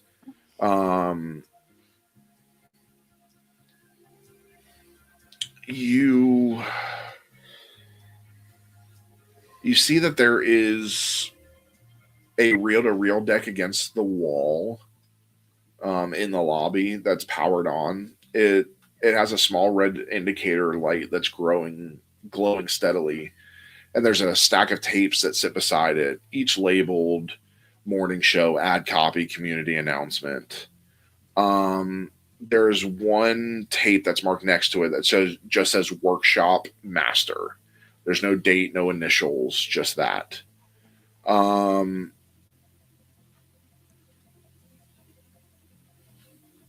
And it takes him 10 minutes or so. He reappears. There's this professional politeness in his expression. You know, that expression that people give when they've decided to cooperate but don't love the situation. All right. He hands you the letters back. Don's finishing up on the weather block. He'll wrap up in about 10 minutes. Told him you're with the FCC and you're checking for a signal bleed. He's not thrilled, but he understands. We just don't want anything. Can y'all stop sneezing, please?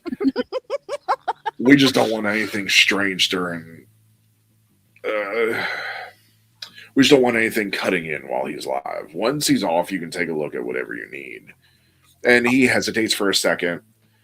We haven't noticed anything strange during the day. Everything that's been reported, that's been overnight after sign off. All right. Would it be possible for us to come back after our initial check to check during the night? I mean, we sign off at midnight most nights. There's automated rotation after that until 5. Farm reports, pre-recorded segments, station ID loop, nothing complicated. Typical. I mean, we've reviewed the overnight logs every night this week, and there's no extra content in the queue, no foreign insertion, no unknown audio files. God I damn it, would like you to people. If something's happening and it's not in the programming. Unfortunately, we still have to check everything because, well, you know. All right. Well, you can see for yourself once we're clear. Transmission room's in the back. Tower access is outside through the fence perimeter. And he kind of pauses again. There's been calls. People saying they heard something, a tone, middle of the night. But when we check the logs, there's nothing there. No spike, no drop, just dead air like it's supposed to be. I don't know how you log something that doesn't exist. And then the commercial ends and you hear the DJ's voice return. You're listening to WRFN 1340 AM, Redwood Falls. Stay with us. And he looks at you. 10 minutes, then you've got full access. Okay. All right. We can wait. And I go and I take a seat because they usually have seating for. Yep.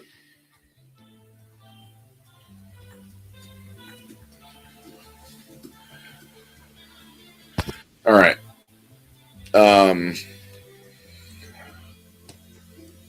So the 10 minutes pass without interruption. The DJ finishes his segment clearly, his voice steady as he signs off the hour. That's your 8 o'clock update. We'll be back after these messages. And he pulls his headphones off, leans back in his chair, stretching his shoulders as a pre-recorded advertisement rolls. The technician steps forward and taps lightly on the studio glass, and the DJ looks over, notices you two for the first time, and kind of frowns slightly before pushing his chair back and opening the studio door. He's much older up close than he sounded on air, with a neatly trimmed mustache and reading glasses that hang from a cord around his neck. You're the FCC, folks. And the technician kind of nods towards you. They want to check the overnight anomalies. We don't run anything overnight that isn't logged. I told him that. But fine. I'm off the board for the next block. Just don't kill the transmitter. And he steps aside, motioning towards the studio. The board's yours until 9. Transmission room's in the back. Just don't flip anything without telling me first. Understandable. Try to be out of your hair as soon as possible. Okay. So, the studio is warmer than the lobby. The air thick with a scent of heated electronics. The mixing board spans nearly the entire desk, row of sliders and dials worn from years of use. A small digital clock above the door reads 8:12 a.m. in bright green numbers. 2 microphones hang suspended over the desk. Their foam cover slightly faded. Against the back wall sits the reel-to-reel deck, and beside it a stack of labeled tapes. The one marked Workshop Master rests midway down the pile, its label written in careful, deliberate handwriting. The technician kind of lingers in the doorway. You said the tone was at 2:13. Every report we got said the same thing, 2:13 exactly. And he kind of shakes his head, unsettled by the precision of it. Nothing's scheduled at that time. After midnight, it's all automated loop. If something's played, it didn't come from the programming, like I said before. Then he kind of points towards the back hallway. Transmission room's through there. Tower feed runs straight out. If there's interference, that's where you'll see it. And the DJ kind of settles into a chair just outside the studio, arms crossed, watching with curiosity. All right. I am going to go to the room where they said that there might be the interference, and I'm going to start investigating there and seeing if I can see anything anomalous or anything, even just technical that could be causing the problem. So the transmission room? Yeah. Okay. Transmission's back there, and he leads the way. Mind the step, floors dip a little near the storage closet. The hallway's narrow and painted the same off white as the lobby, but the air grows warmer as you move deeper into the building. The sound shifts a little bit too. The clean studio hum gives way to something lower and more constant, like it's the steady vibration of equipment that is constantly running. At the end of the hall, the technician opens this heavy metal door, and he uh, take and flicks on a light.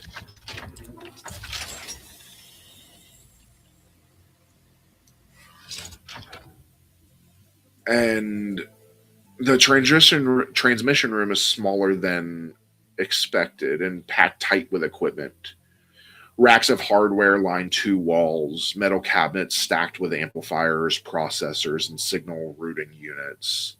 Wires are bundled carefully with plastic ties, though older cords snake loosely between machines that have clearly been upgraded over the years. A large transmitter cabinet stands against the far wall, its front panels studded with analog gauges and indicator lights glowing green and amber. Um,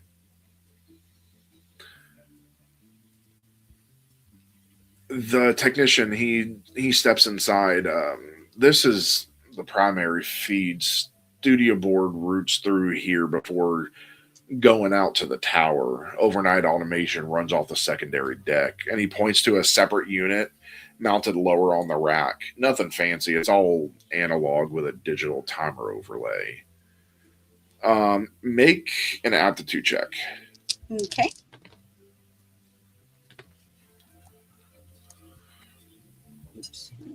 Okay. 23. Okay. There's a small monitor mounted near eye level that is displaying output levels in thin vertical bars. The lines move gently in response to the live broadcast still running through the system, and it appears stable. And he says there's no unexplained spikes, no dropouts. We pulled the logs from last night. Dead air exactly where it's supposed to be.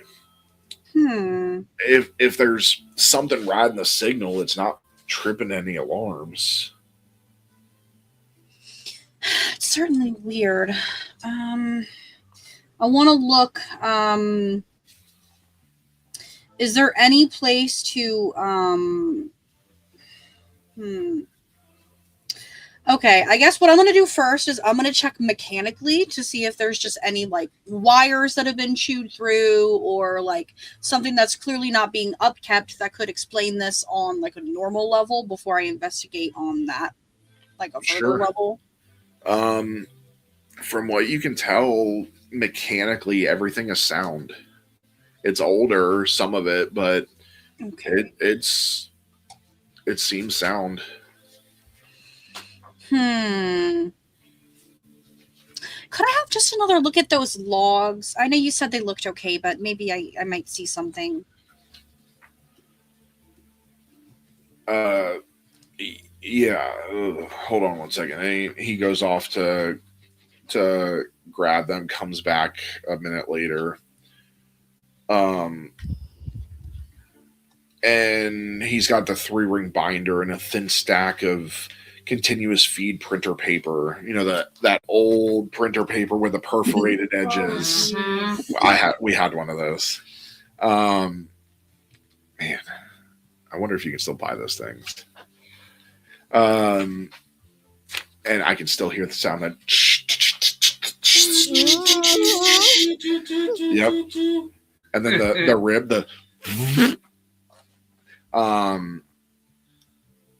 so he sets both on a narrow metal workbench beneath the monitor.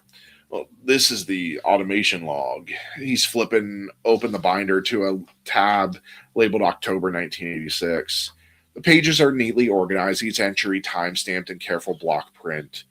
every scheduled segment, every tape rotation, every station ID. It's not computerized the way big city stations are. We log manually and confirm against the timer. And he kind of turns the page marks with a yellow sticky note. Here's last night. And the entry reads 12 a.m. station ID loop. 12:15 a.m. farm report pre-recorded. 12:30 a.m. ad rotation block. 1 a.m. music bed / weather loop. 1:30 a.m. dead air planned. 2 a.m. dead air planned. 2:30 a.m. ad rotation block. And you notice there's no entry for 2:13. And he taps the page lightly. From 1:30 to 2:30, nothing runs. It's intentional. Lower power output, minimal rotation. We've done it that way for years. And he kind of slides a printer paper toward you. This is the signal strength output from last night. You'll see the dip at 1:30 when automation cuts to dead air. It stays flat until 2:30 when the next block cues. And you certainly see the printout shows a steady thin line across the page, minimal variation, no obvious spikes or distortions. At 2:13 a.m., the line remains level, unremarkably level. No surge, no insertion, no change in output amplitude.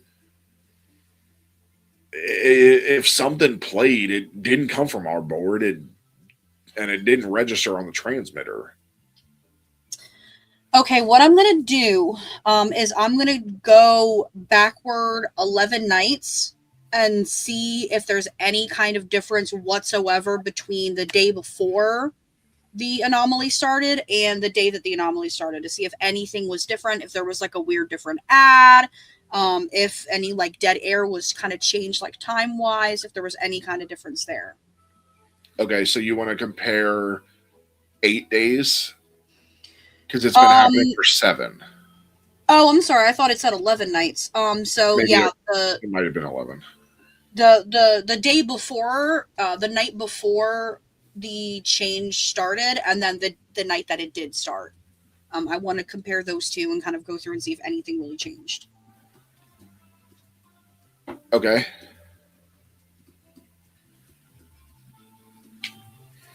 All right. Looking for a trigger, basically, to see if like something weird happened, and then the next night it started.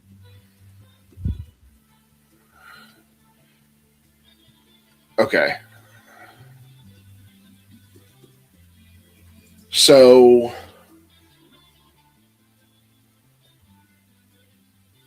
you flip backward through the binder instead of forward, and he kind of shifts slightly. You're looking for when the call started. I have to see if there's anything weird going on here.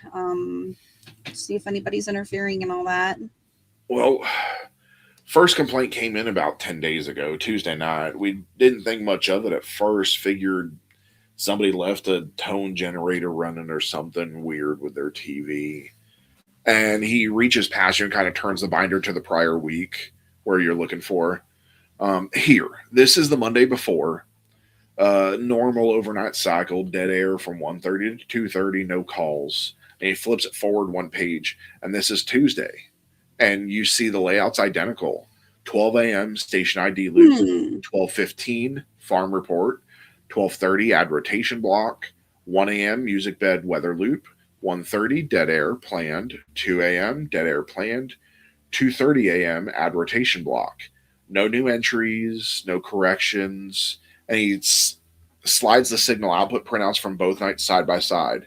You'll see the same dip at 1:30 both nights, same flat line until 2:30, and he runs his finger along the thin horizontal trace. There's no spike at 2:13, no micro fluctuation, no carrier wobble, nothing that should produce an audible tone. The only thing that changed that week, we ran a new community workshop promo during the evening block. Local therapist had a stress seminar. We cut a 30-second ad for her. That's it. Okay. What was her name? Well, that was aired before 10. It wasn't anywhere near the overnight rotation. Um, and then the transmission hardware hasn't been touched in months. No maintenance, no upgrades, no repairs. If something changed, it didn't change here. Okay. No equipment changes, no new employees, anything like that. Nothing. You said the only difference was that you got this workshop ad, Oh, I mean, or yeah, there's an ad for a therapist that wanted us to run a ad for a workshop she's doing. It was only a quick little 30-second ad. what was the name of that therapist? And do you Oh, still got the tape for the ad? that's Dr. Elaine Morrow. Marrow. Dr. Elaine Marrow. She's been in town a few years now, took over the practice after the old guy retired. Mostly family counseling, some grief work, nothing strange about her. At least not that anyone said out loud. Um, he kind of flips the binder again and flips forward a few pages until he finds a sheet that's clipped loosely behind the logs. We cut her the ad about 2 weeks before the first call. Community stress workshop said it was about sleep regulation and anxiety reduction. Had a decent turnout from what I heard. Uh, and he kind of leans in. She's the one who's missing.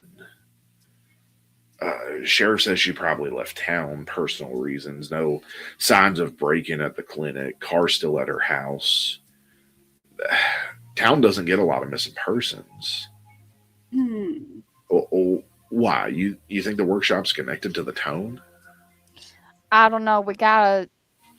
You're saying that was the only thing that was different. We gotta look at all possibilities. I would like a copy of the workshop ad cassette, if that would be possible. Yes, and then if you know the location of the clinic, we would love to head that way. Okay.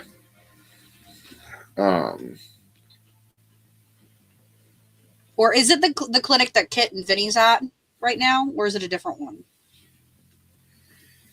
You don't know? Okay.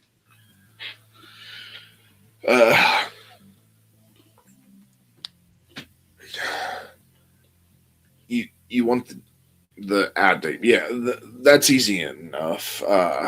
He moves back down the hallway into the studio, stepping carefully around the DJ, watches with this mild curiosity. He reaches for a small cabinet beneath the mixing board and pulls it open. Inside, several labeled cassettes sit upright in neat rows. He kind of scans the spines and then pulls one free. Here. And you see Marrow's Sleep Workshop promo master. That's the original cut we aired. 30 seconds, nothing fancy. Recorded right in that chair. She had a calm voice, professional, no music bed under it, just her.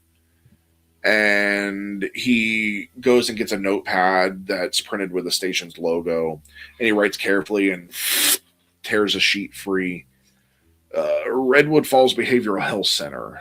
It's on Mill Road, just past the elementary school. White building, green shutters, hard to miss. Sheriff's already been through there, locked it up after she didn't show for a few appointments. If you're going in, you probably want to talk to him first. Okay. And the DJ kind of leans back in his chair. If this is about that tone nonsense, you won't find it on the tape. We listened to it twice. Technician kind of nods. It's clean. Oh, whatever people heard, it didn't come from that cassette. Just trying to be thorough. Hope you understand. Of course. Can't I be look at too Stephanie. careful. I look at Stephanie. Is there anywhere else you wanted to check? I would like to look at the maintenance logs. I know they haven't been done in a while, but I just want to make sure that everything is lined up. All right. Yeah, sure. Let me get them for you.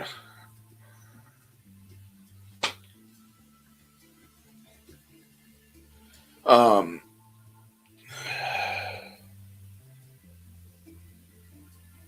Maintenance logs are in the office. We don't keep those in the studio. And then he leads you to a cramped side room that functions as both administrative space and storage.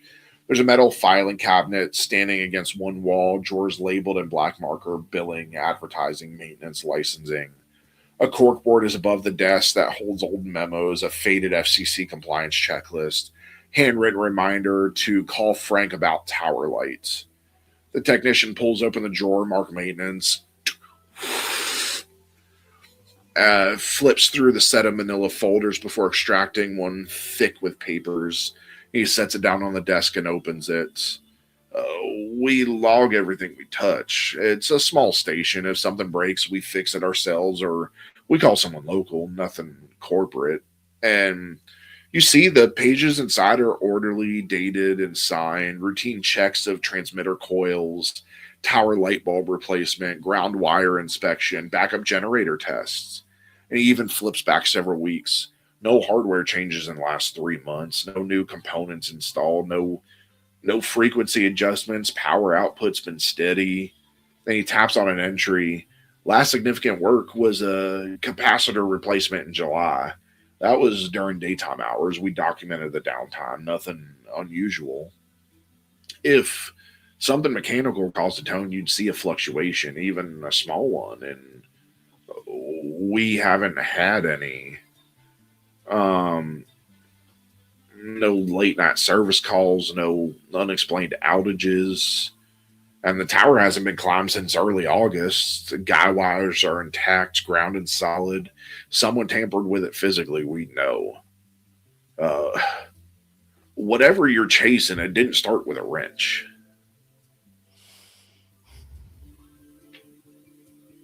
Yeah.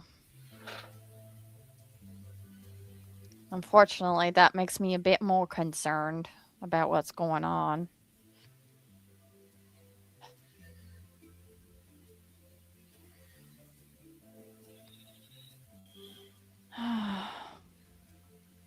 All right, well, and I will pull out my inspection report, and I'll be like filling it out, and you know um doing the job of of what I'm supposed to be doing for my cover, but at the same time I'm also making note that it's not mechanical. Okay. Yeah, I do the same.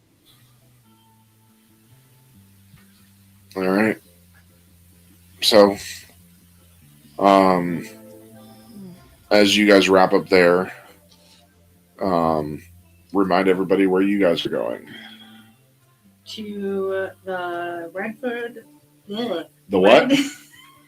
Redwood Falls Behavioral Health Center. Is it the same place? It's- So we are going to cut to you two after our break.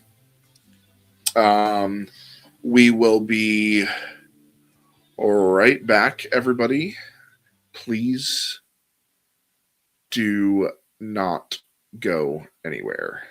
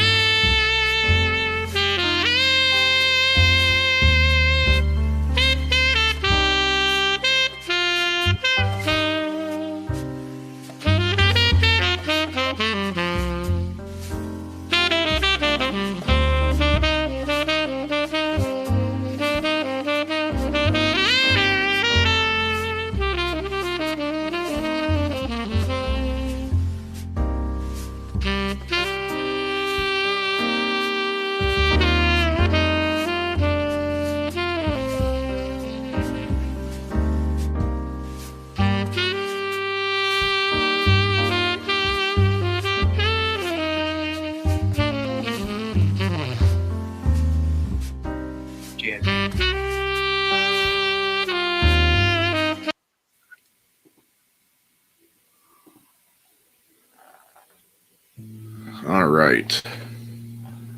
Sorry about that interruption.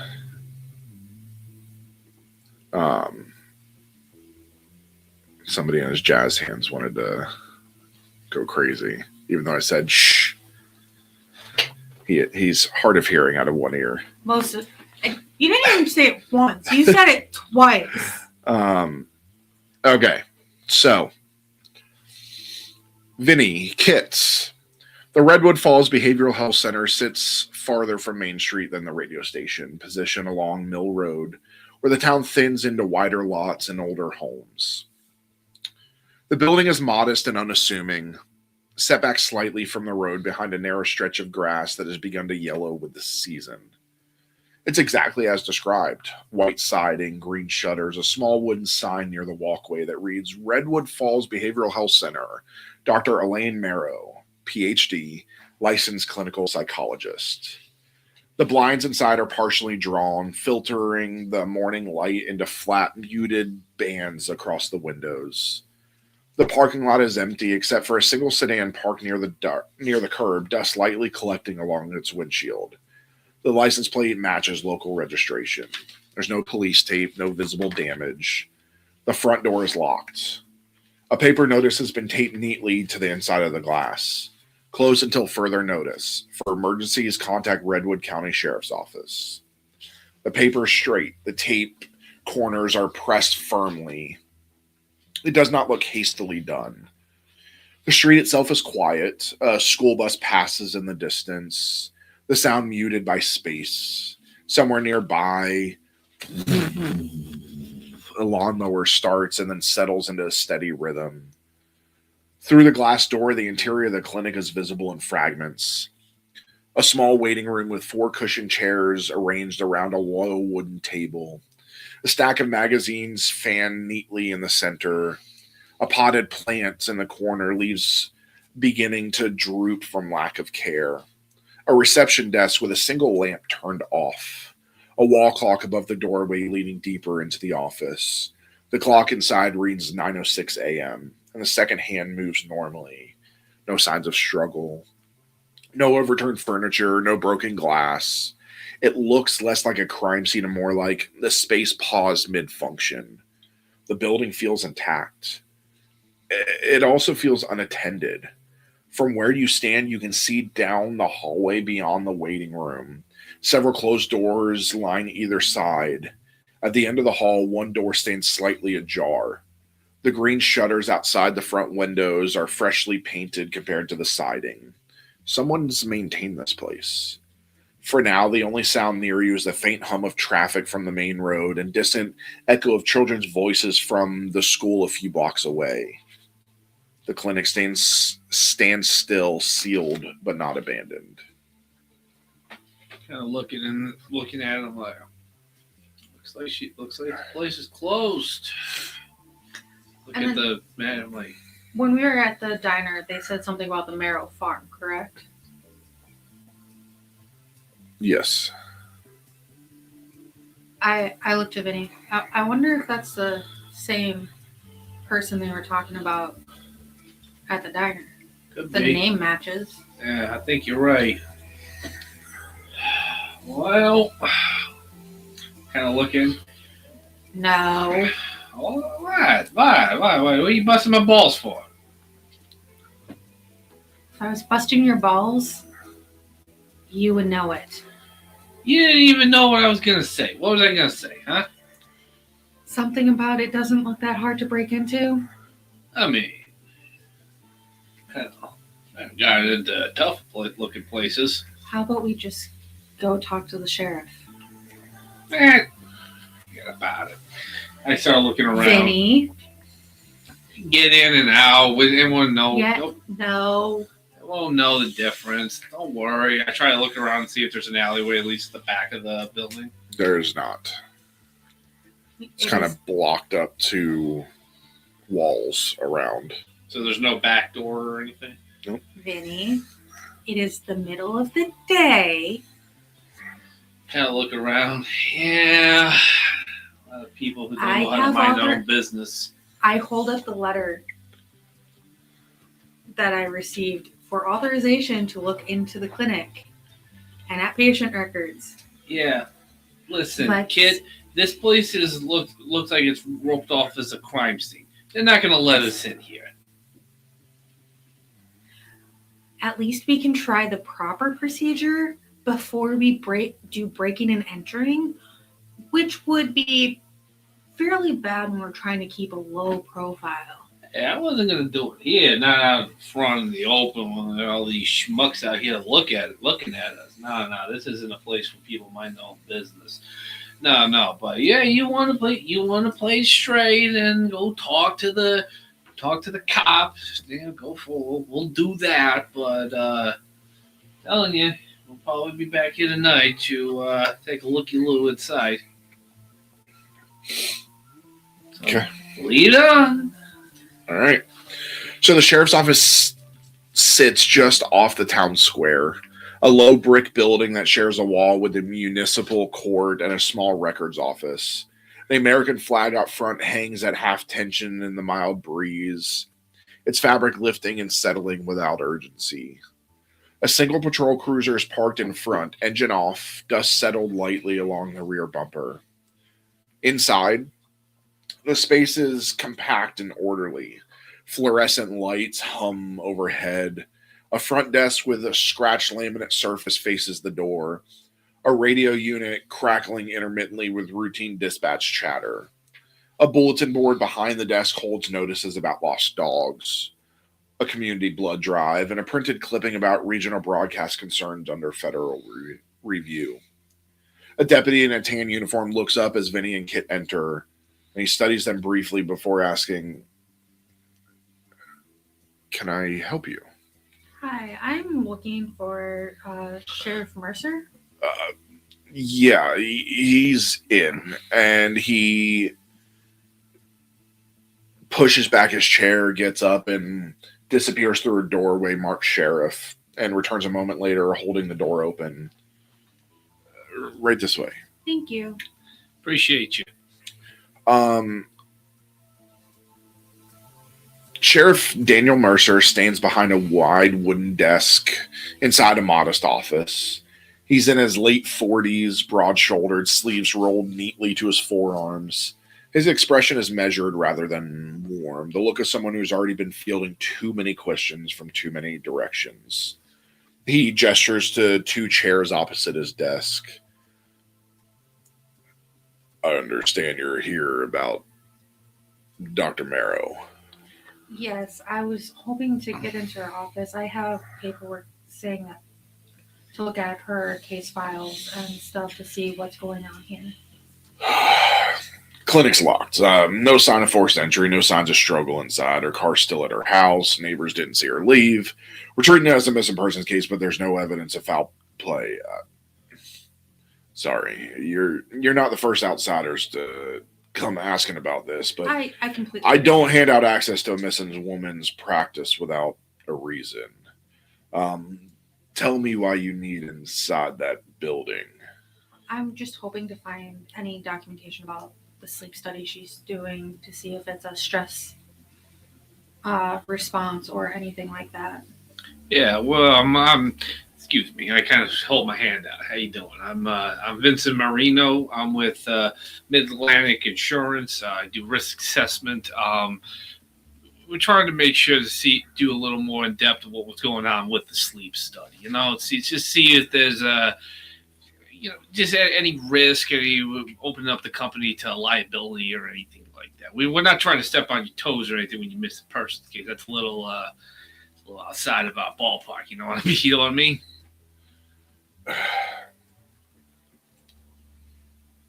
He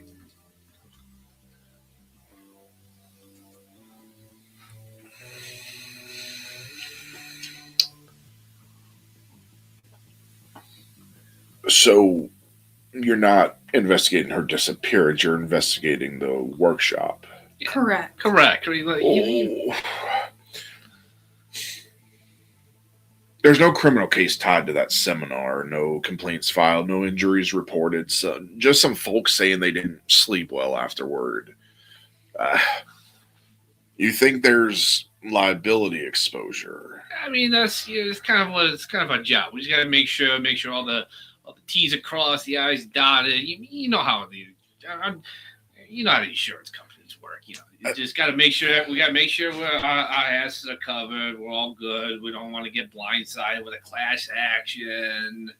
Yeah. I mean, if this is about insurance and risk, then you understand why I'm cautious. Dr. Marrow's missing, and until I know otherwise, her records are protected. Patient confidentiality doesn't disappear because someone out of town asked nicely. No. But in the clause of the study, it does kind of, in extreme cases, we do the company does retain the right to review such cases as on a case by case.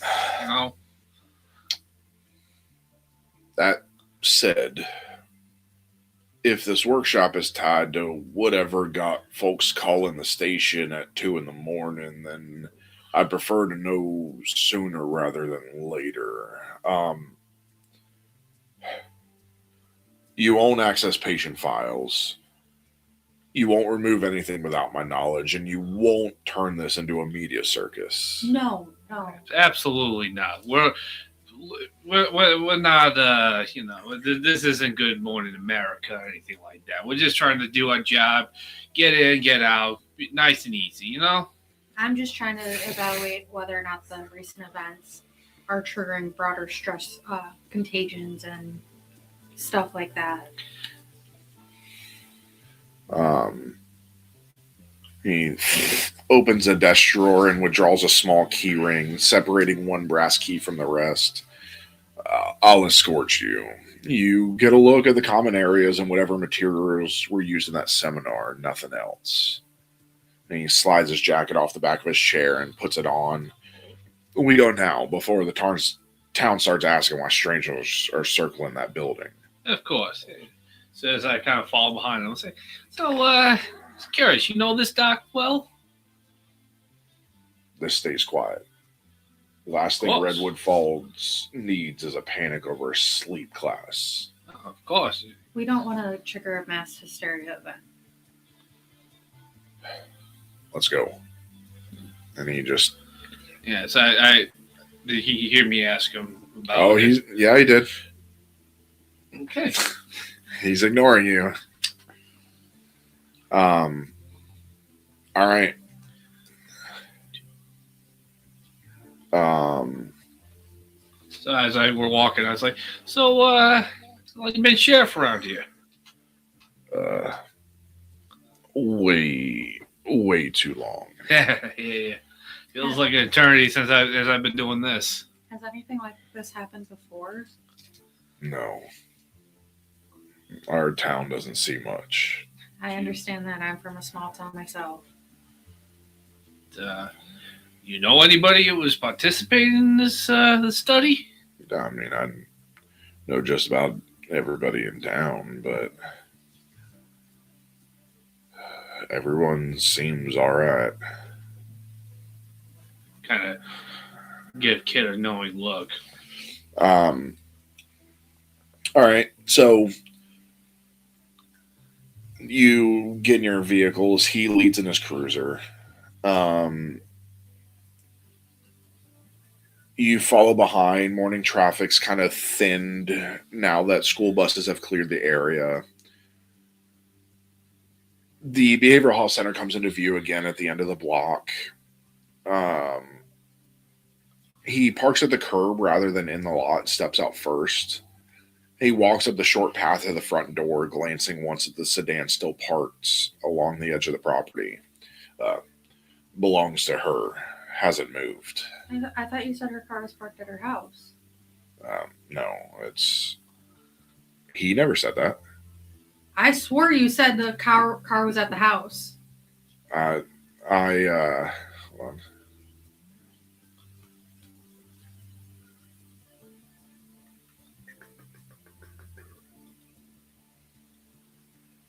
Oh yeah, I guess he did.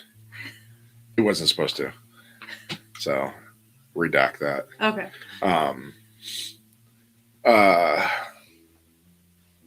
So she was kidnapped from, or she went missing from her own clinic? He removes the brass key from his pocket, unlocks the door. Latch clicks, and he pushes the door open and steps inside. The air within the clinic is cooler than outside, carrying a faint trace of disinfectant and paper. You look, and the wall clock above the reception desk reads 9:24 a.m. Secondhand moving normally. He closes the door behind you as you step in. Reception area. No signs of forced entry. Nothing missing from what we can tell. And that hallway beyond stretches straight back, lined with closed doors on either side. Soft beige walls. Framed prints of calm landscapes spaced evenly along the corridor. There's a faint hum from something deeper in the building, probably the ventilation system that's filling that silence. At the end of the hallway, one door remains slightly ajar. That's her office. Workshop was held in the larger room on the left. She, who else worked here besides the doc? She had a couple assistants, but that's it. They from around here? You know them? Does that matter? It's big conversation. Sorry. You get common areas and materials, no patient files. Can I just take a look into her office to see if I can see anything? Make a guile check. Please tell me I did good. Oh no.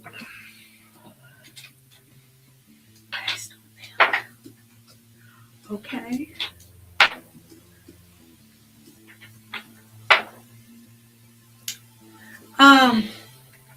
There's no fucking way that I did this on the first thing. 3 6s so far. Mark of the beast.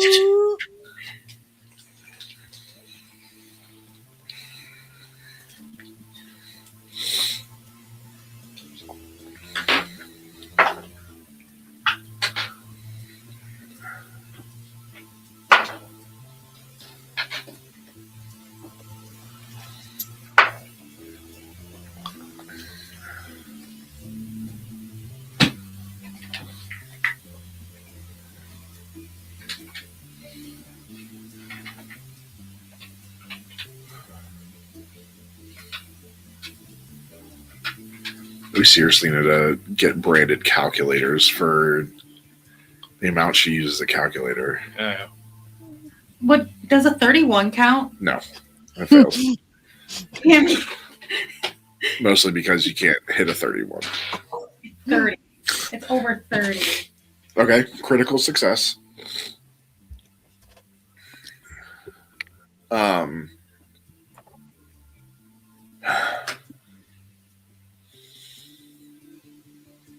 You said you weren't here about the missing person. No.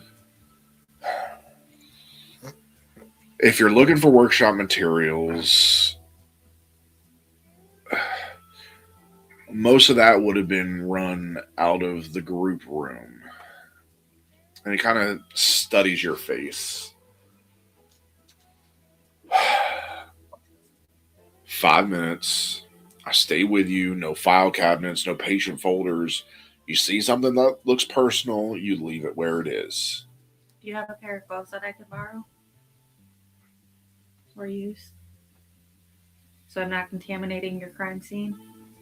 I mean, do you really need to touch things? You never know. I just want to be safe. I mean, if you need to touch something, I will touch it for you. Well, let's make it quick. And he walks ahead of you, pushing the office door open fully. Her office is modest but carefully arranged. A large wooden desk sits near the window, angled slightly rather than squared to the wall. 2 chairs face it, upholstered in soft gray fabric. A tall bookshelf lines one wall, filled with academic texts, binders, and neatly labeled folders. A small frame certificate hangs above the shelf, confirming her licensure in the state of Ohio. The blinds are half drawn here as well, casting soft stripes of light across the carpet. Dust has begun to settle faintly along the desk surface, but nothing appears disturbed. A tape recorder sits on the corner of the desk. Beside it, a stack of cassettes secured with a rubber band. On top of the stack, written in clean, deliberate handwriting, Sleep Regulation Guided Session A. Sleep Regulation Guided Session B. The desk blotter calendar remains open to a date 10 days prior. Several appointment slots are neatly filled in with blue ink. And after that day, the page is blank.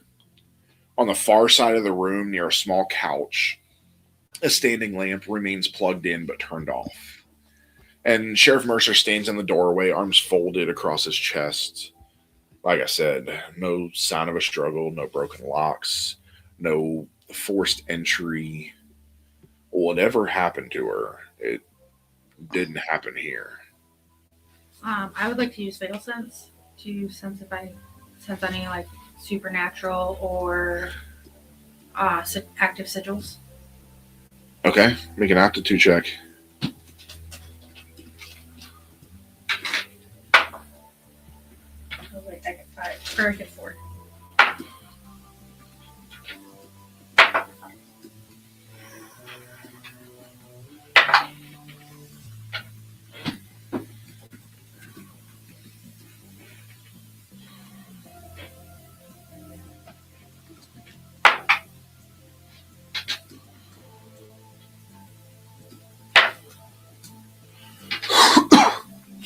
So as I'm walking through, like following them, you said that there's no back entrance. Are there like windows in the offices, anything like that?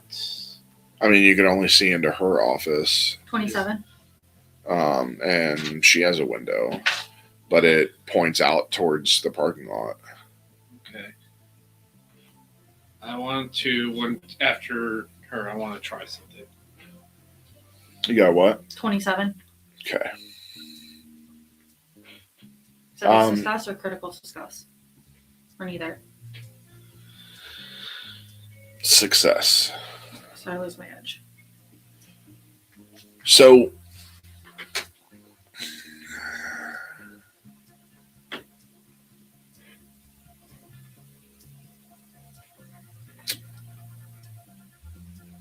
Your first impression is absence. There's no active sigil carved into the walls, no geometric etching beneath the desk, no residue clinging to the bookshelves in the way ritual work often leaves behind. The air doesn't feel split or thin the way it does near a breach site. But as your focus deepens, something registers. Not in the walls, not in the furniture, but in the objects meant to carry sound. The small tape recorder on the desk carries a faint distortion in its outline, not visible to the eye, but perceptible along the edges of your awareness. The stack of cassettes beside it hold the same subtle irregularity, as though the space immediately around them is slightly misaligned. There's no glowing mark or etched symbol, but you sense structure, a pattern embedded rather than inscribed. It doesn't radiate outward like an act of summoning. It sits dormant, coiled within the medium itself. The tapes feel like containers that have held something more than a voice. The distortion is strongest at the edge of the top cassette labeled Sleep Regulation Guided Session A. It's not aggressive, but it's just there. The rest of the room remains clean. No threshold marking at the door, no ritual circle beneath the rug, no sigil hidden behind framed credentials. Yeah,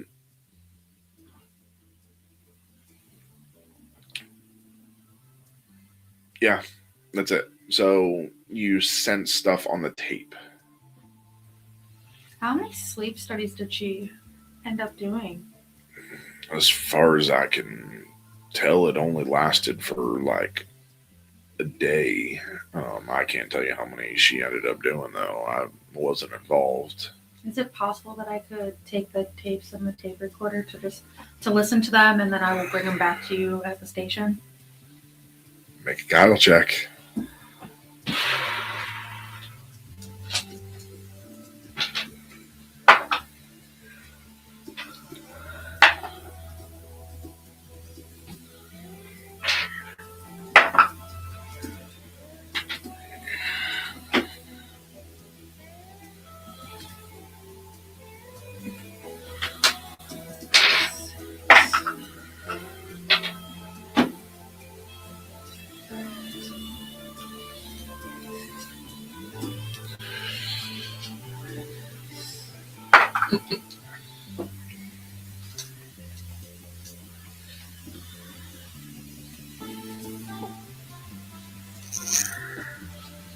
So he's talking to her. I want to try. Can I try something while the sheriff is distracted? Maybe. 15. Fail.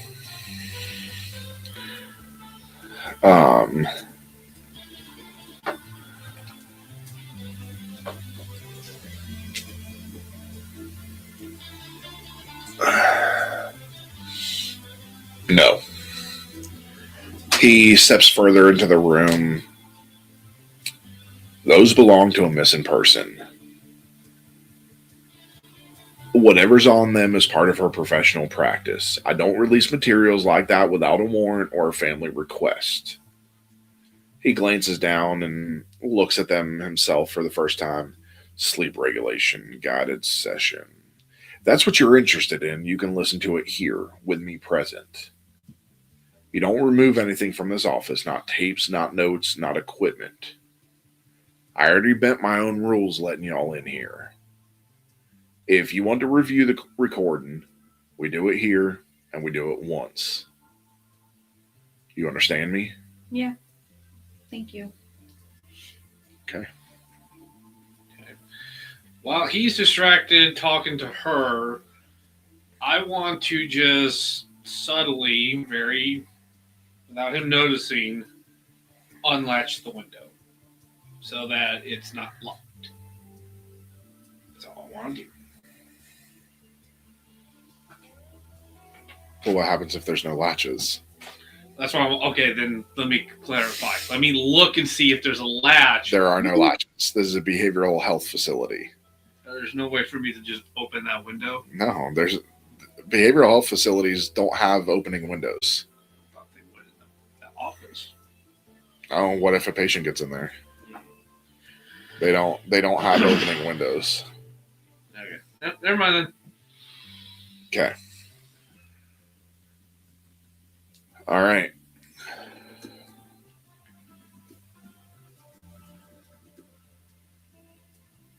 So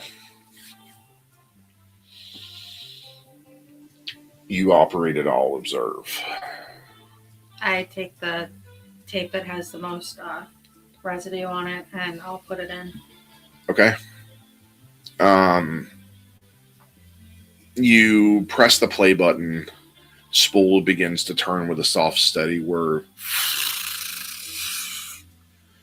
Few seconds of blank tape pass. A light hiss, nothing more.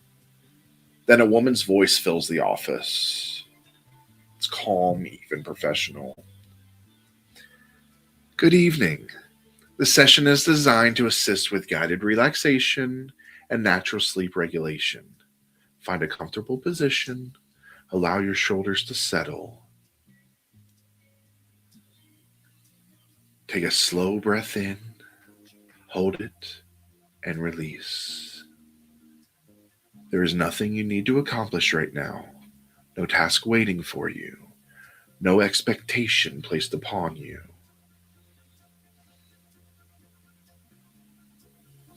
Imagine a hallway, soft lighting, quiet walls, doors closed gently along either side.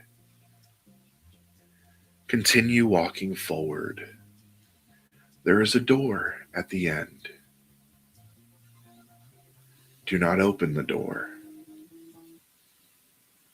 Simply observe it, acknowledge it, and allow yourself to remain where you are.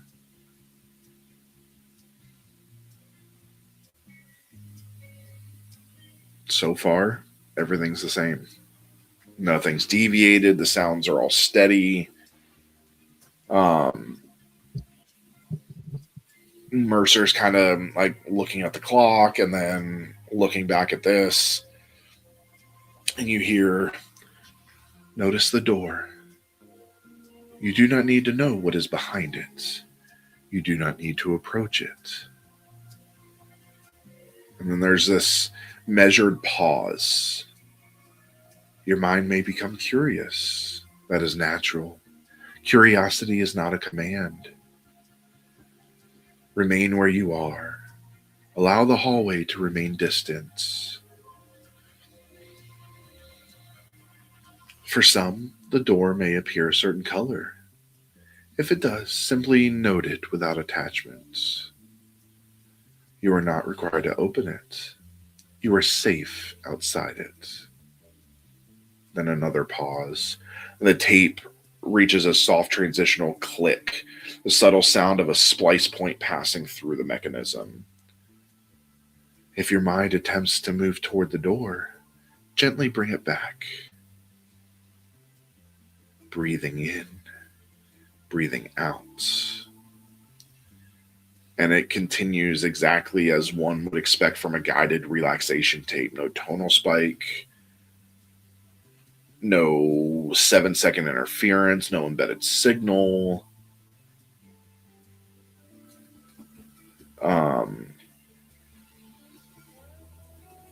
And are you going to continue to listen? No.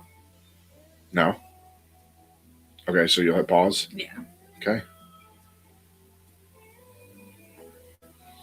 How many people participated in the sleep study? Do you know?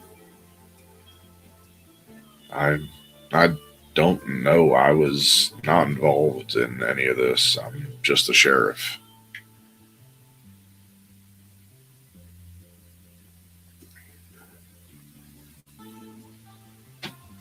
I hit play just and kind of like continue to listen.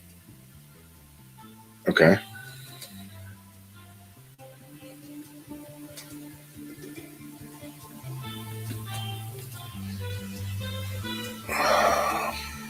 So continue several more seconds. Nothing changes. Breathing in, breathing out. Notice the hallway remains stable. The walls are still. The door remains closed. And the recorder is humming steadily. The spools turn at the same even pace. Then, almost imperceptibly, something shifts. Not in volume, not in pitch, but in pacing. There's a fraction of a second of silence where there should not be one. Not long enough to be called a gap, but long enough for the rhythm to feel misaligned. Her voice resumes. It's the same, but the cadence is off by a degree. Continue walking forward. The instruction contradicts what she said before. Continue walking forward. Approach the door. Place your hand on the handle.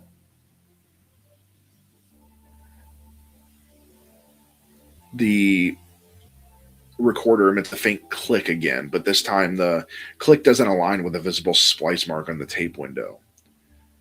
You may open it. And Sheriff Mercer says, this wasn't in the first part. No, it's. Does that sound like her voice? Yeah. Open the door. There's now this subtle, this low sound beneath the voice. It's like a faint resonance of an enclosed space. You have already opened it. Step through. You gonna continue? Yeah.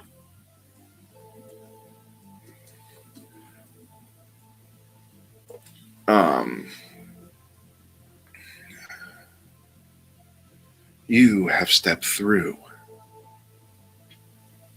The hallway is behind you now.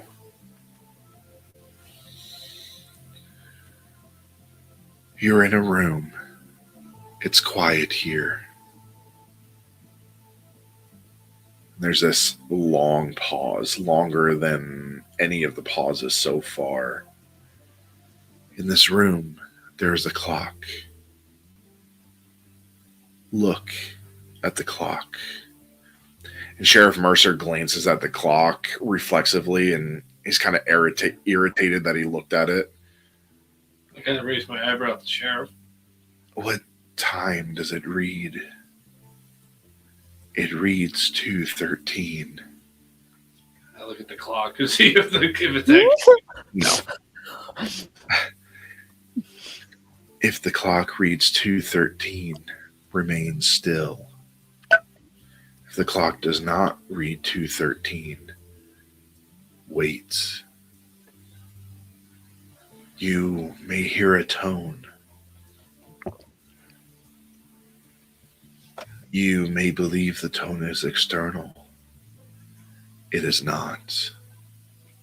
You may believe you are listening, but you are not the only one.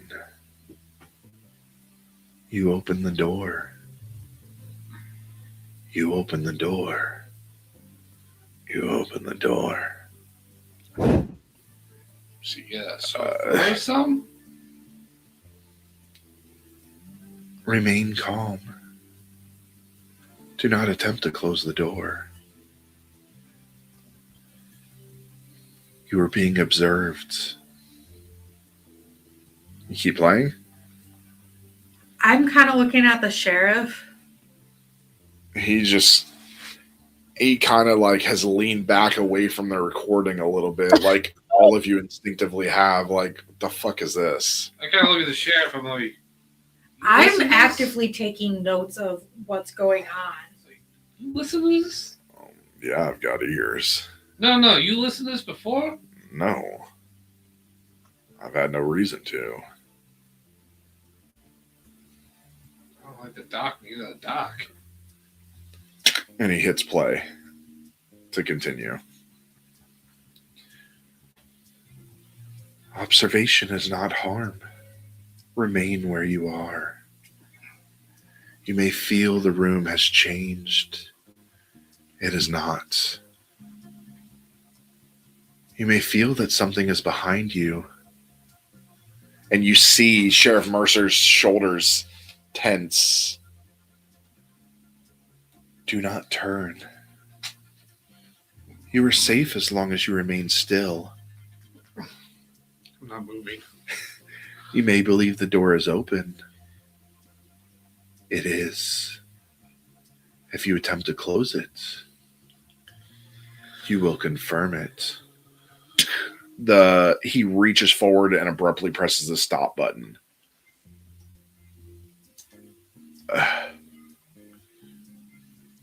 That was not a relaxation tape. No. Maybe for he works at the morgue or something. If you attempt to close it, you will confirm it.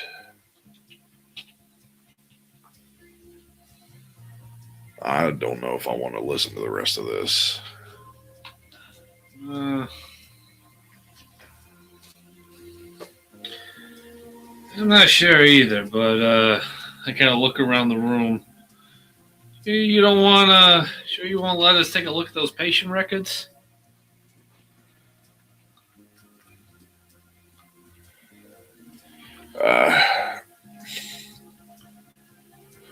Was she acting weird or anything in the events leading up to? Not that I can tell. The overhead lights cut out. Whoa! You forget to pay the electric bill? The office drops into sudden shadow, lit only by the narrow stripes of daylight bleeding through the blinds. The building goes still, no electrical buzz, no hallway airflow, no distant ambient noise, just silence. Then the wall clock stops. The second hand halts between ticks, and in the stillness, the tape recorder spool begins to turn again. No button has been pressed. The machine is still set to stop, but the cassette rotates slowly. The hum returns, but not from the walls. It comes from everywhere at once. Low, sustained, exactly pitched. That same tone that you heard at 2:13. It fills the room without direction, not loud but complete. It presses against the inner ear and settles behind your eyes for 7 seconds. The blinds don't move, but the light filtering through them shifts color, cooler, thinner, as if the sun has stepped behind something. The hallway seems deeper than it should, longer. The slightly ajar door at the end of the corridor appears just a fraction farther away. On the desk calendar, the date shifts for less than a breath. The page reads a date from 10 days ago. Then it snaps back. The tone continues. 5 seconds. 6.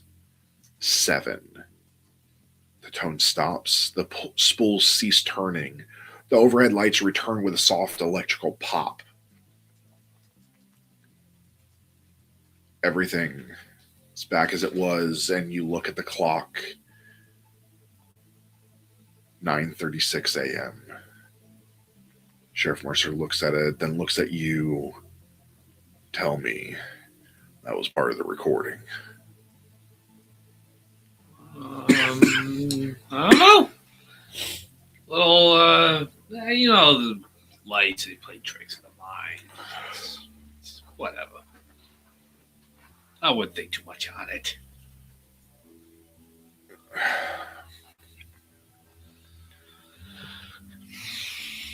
You said she only had one sleep study? As far as I know. Yeah.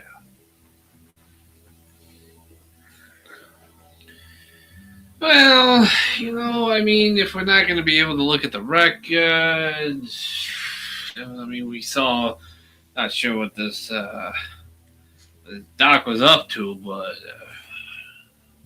kind of looked at Kit like, Can we look at the sleep study room, the group therapy room that you said that? Is Uh, everything taken? yeah, it's over here. Um,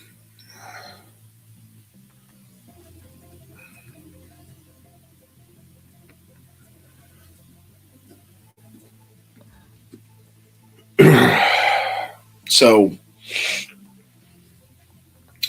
he steps away from the desk and toward the hallway, the movement controlled but quicker than before. The workshop room's this way. You move past two smaller consultation rooms, doors closed, blinds drawn, and there's a wider doorway on the left. He pushes it open. The group therapy room is larger than the individual offices, arranged with intention. 12 stackable chairs sit in a loose circle at the center of the space, evenly spaced as if recently set and never disturbed. A small folding table rests against the far wall with a box of tissues and a pitcher of water besides a stack of paper cups. A whiteboard hangs near the front of the room, clean except for a faint ghosting where something had been once erased. The words are still barely visible if the light catches it at the right angle. The blinds here are drawn more tightly, muting the daylight into a softer wash. A standing lamp in the corner remains unplugged. The air smells faintly of dry erase marker and carpet cleaner. On the whiteboard tray sits a single marker and an eraser. He steps inside. This is where she ran the seminar. Where was the sleep study? Like, was it individual? Was it at home? I don't know. From what I'm recalling, maybe, I don't know the exact number, maybe about 15 people attended. Mostly adults, a few teenagers. They said she played an audio session, had them close their eyes, standard relaxation stuff. who are you finding this out from? You said you seem to know a little bit more than I would think the local sheriff would know. I mean, if you were the sheriff of a town, wouldn't you want to know what's going on? No, just making an observation.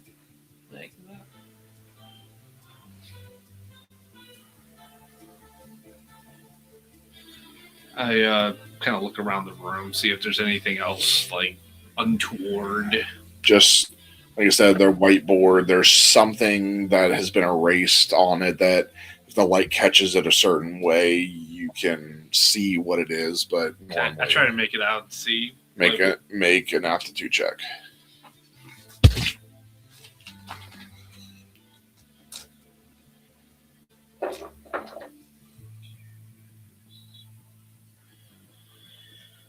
Four, 6, 14,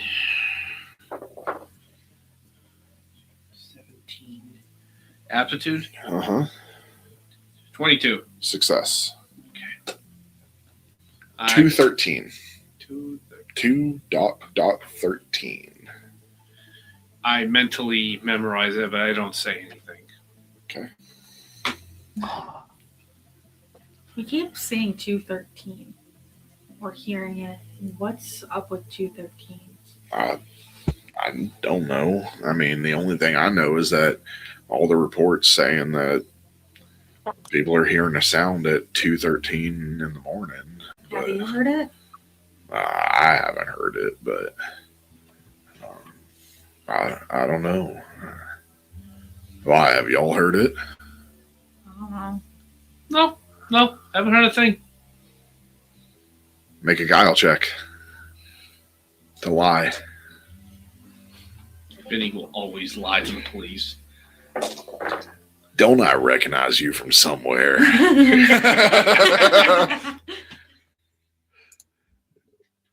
Wait a second. You're not an insurance. Yes, I am. I got your wanted poster up on my wall. Vinny doesn't get on wanted posters. 18. Okay.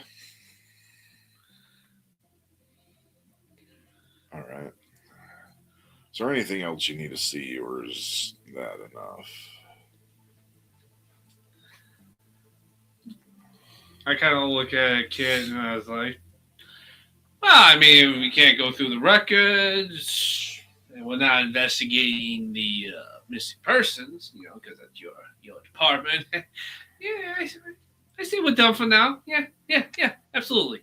All right, I'll walk you out then. Yeah, appreciate you. Hey, make sure you guys are ahead of him.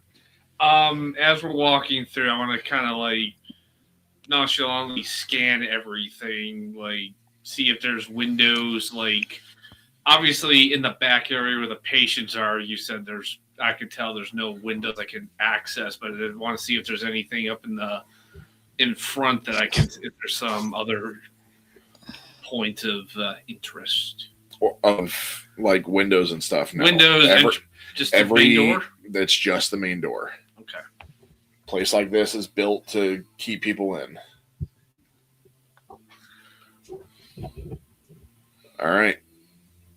So I will say, as he escorts you out, he makes sure you guys get in your car. I shake his hand and was like, thank you. Yeah, I go, I was like, much appreciated, Sheriff. Nice meeting you. You got soft hands.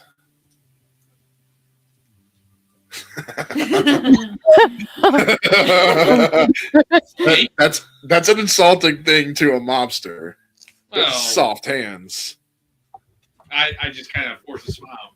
I mean, they work, so all that matters. I guess that's a life of insurance for you. Doing nothing that matters. You have a good day, Sheriff. He kind of looks at you, and you're for a second you're like, "Fuck, does he know who I am?" Vinny's not known outside of New York City. That you know of. Oh, that's true. You've never been outside of New York City. How do you know? As I kind of walk away, I kind of mutter my breath again out of earshot. I'm like,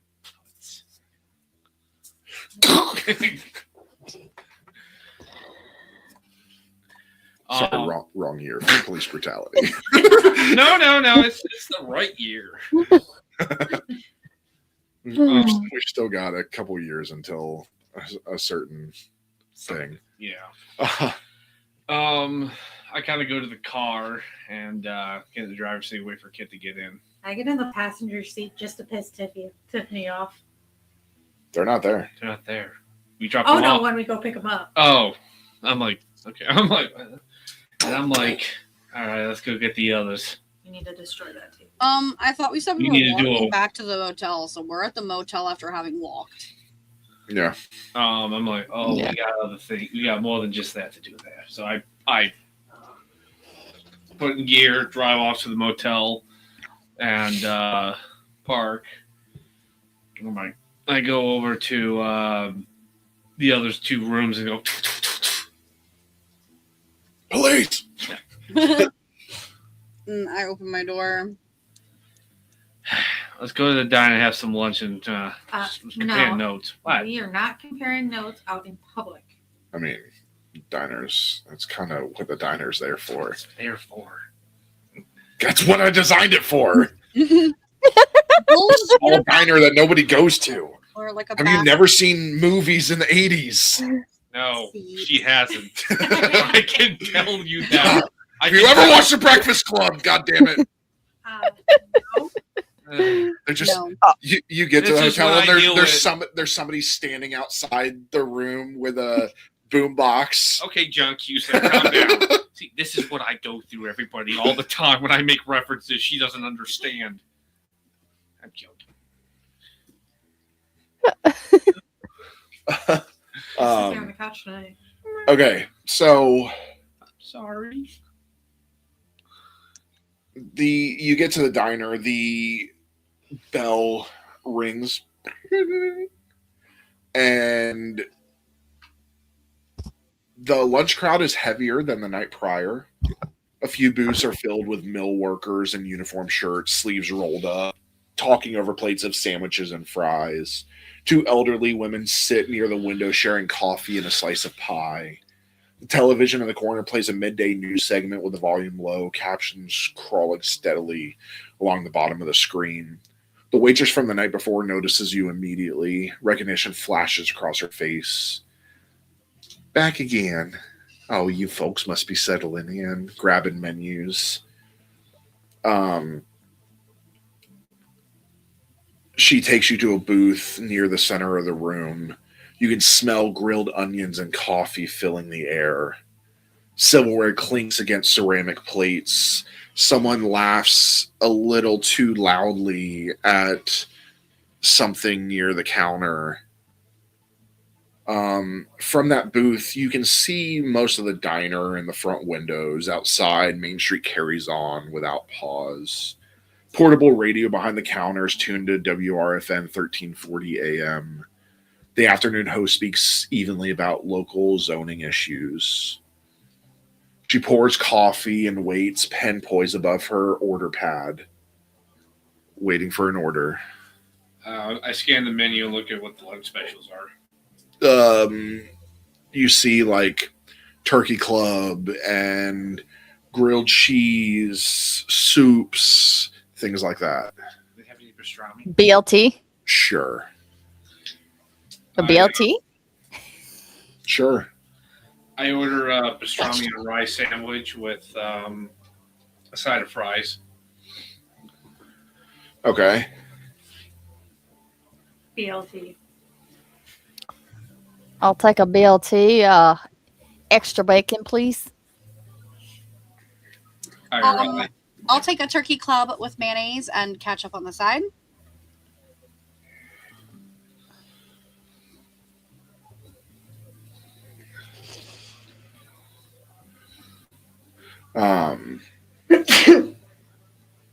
Gesundheit.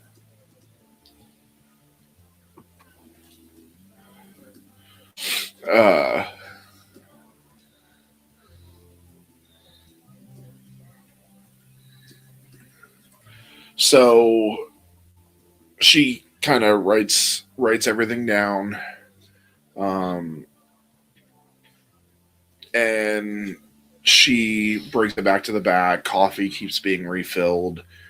Around you, the lunch crowd moves in steady rhythm. Plates slide across tables. Glass of ice water sweats into paper napkins. Two mill workers at the next booth argue mildly about whether the Bengals have a chance this year. They don't. One of them glances over briefly at you before returning to a sandwich. Newsflash, Bengals never have a chance. They never did. And the radio behind the counter continues its broadcast, and that's expected to move through by Thursday afternoon. In other local news, Sheriff Mercer reminds residents to report any unusual disturbances to the county office.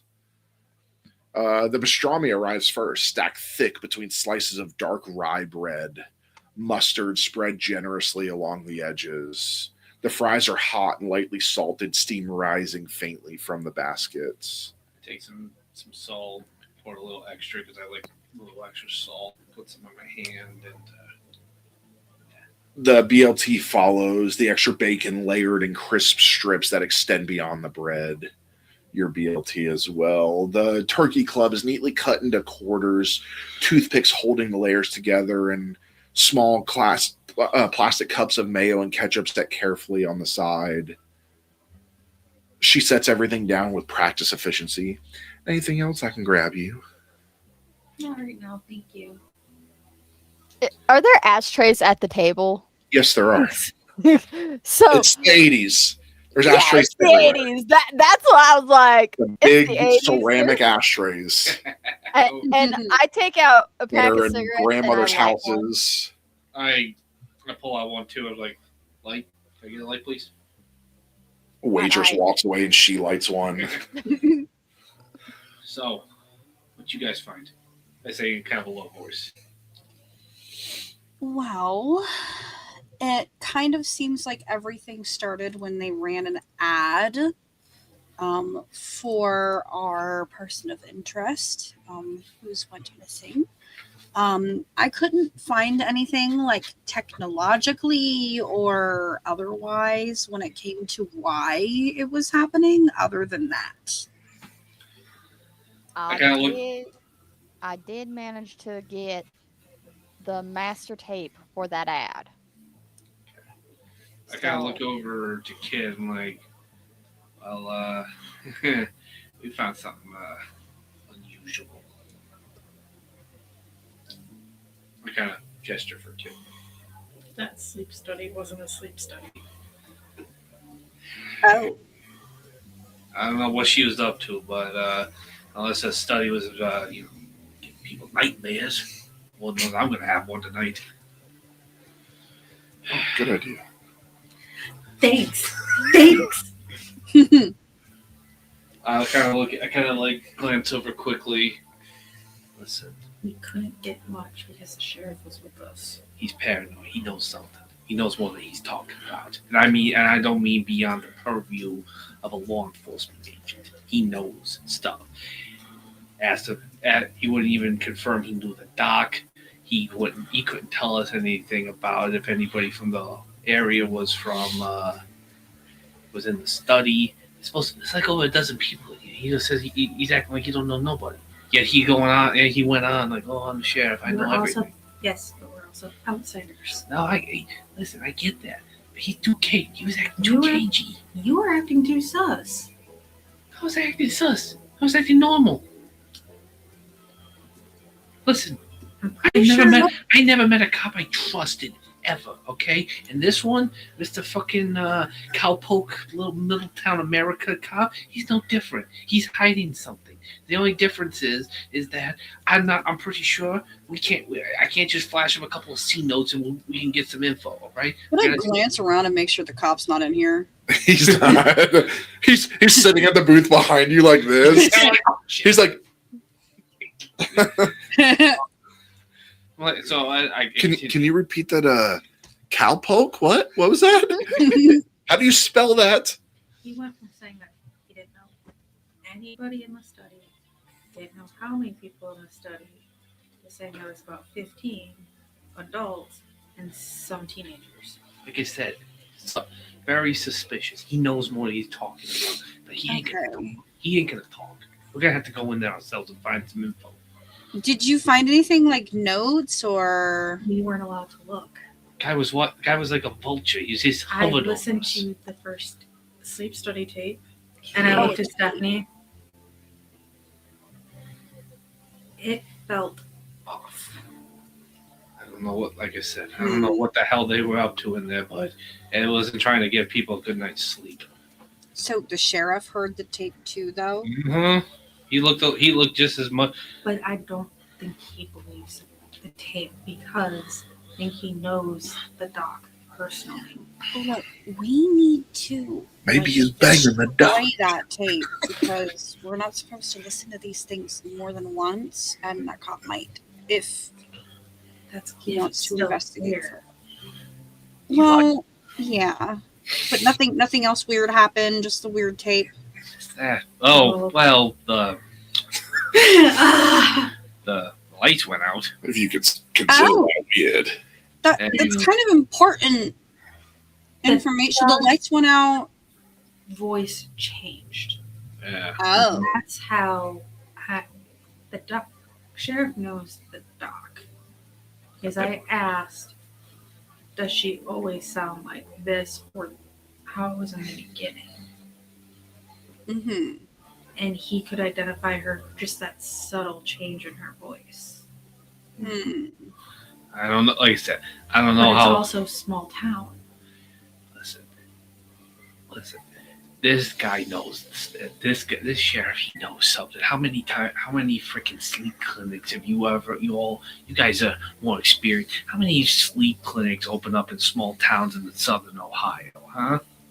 More than you think? Okay, point taken. But at the same time, how many do you think really someone could open a clinic like this and he doesn't know nothing about it? He doesn't know. I bet you any money this guy, the sheriff, not only knows who is probably in the clinic, he probably knows their addresses and their mothers and their cousins. Yes, right? but it's also patient confidentiality. All right. bullshit. That is not bullshit. Yeah, of course it is. Let me tell you something about cops. When they want to know something and make it their business, they're gonna make it their business. Okay? Yes, I'm trying to tell you that, yes, he may know something. He's not going to share it with outsiders. Of course not. Absolutely, he ain't gonna tell us jack shit. As far as he knows, I'm an insurance agent. You're a whatever. A doctor, like I actually am. Yeah, okay, that explains a lot. Make sure you don't mention HIPAA because it didn't exist yet. 1990. 1996, Bill Clinton. Really? Yeah, Bill Clinton was the one that enacted the HIPAA law. And he doesn't know you two yet. So, but let me tell you something, okay? So, if we're gonna find something out, I'm gonna tell you the answers to everything may not be in that clinic, but the ones that'll lead us to the next step are in there. So we're gonna go in there tonight. That's just we ain't gonna. How? Was there like a window we could crack open? No. Most behavioral health centers do not have windows that open. Yeah, no. Oh. We're gonna have to go. We're gonna have to pick the lock and go through the door. That's the only way. Okay. How? Like, is it a main road that it's on? That kind of like Yeah, dark? like the sheriff is going to Are be street lights? where the sheriff's probably going to be watching the clinic. You can see the clinic from the sheriff's office. Yeah, Well, Oh, I got an idea about that. I may have. I'm gonna set a fire to another building. Yeah, actually, that's what I know. oh God. I mean, I could act like I lost my wallet and like keep him busy, Listen. but I don't know how long that would work. That's not gonna work. We need him in another zip code. Don't worry about it. I know what to do. I've done this before. Hold on.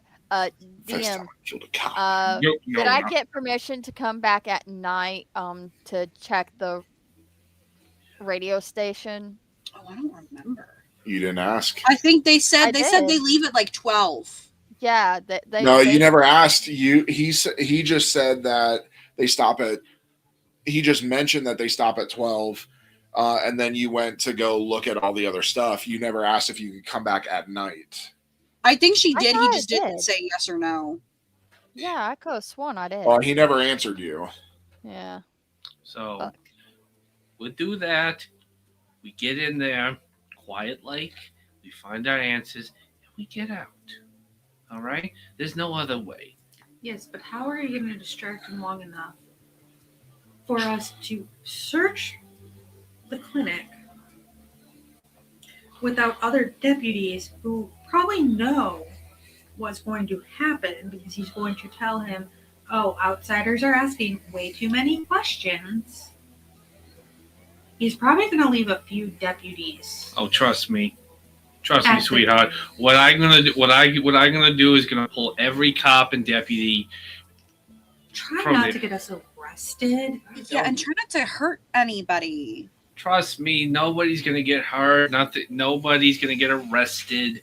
We're gonna be fine. You ladies need to relax. I'm telling And you, he's got it.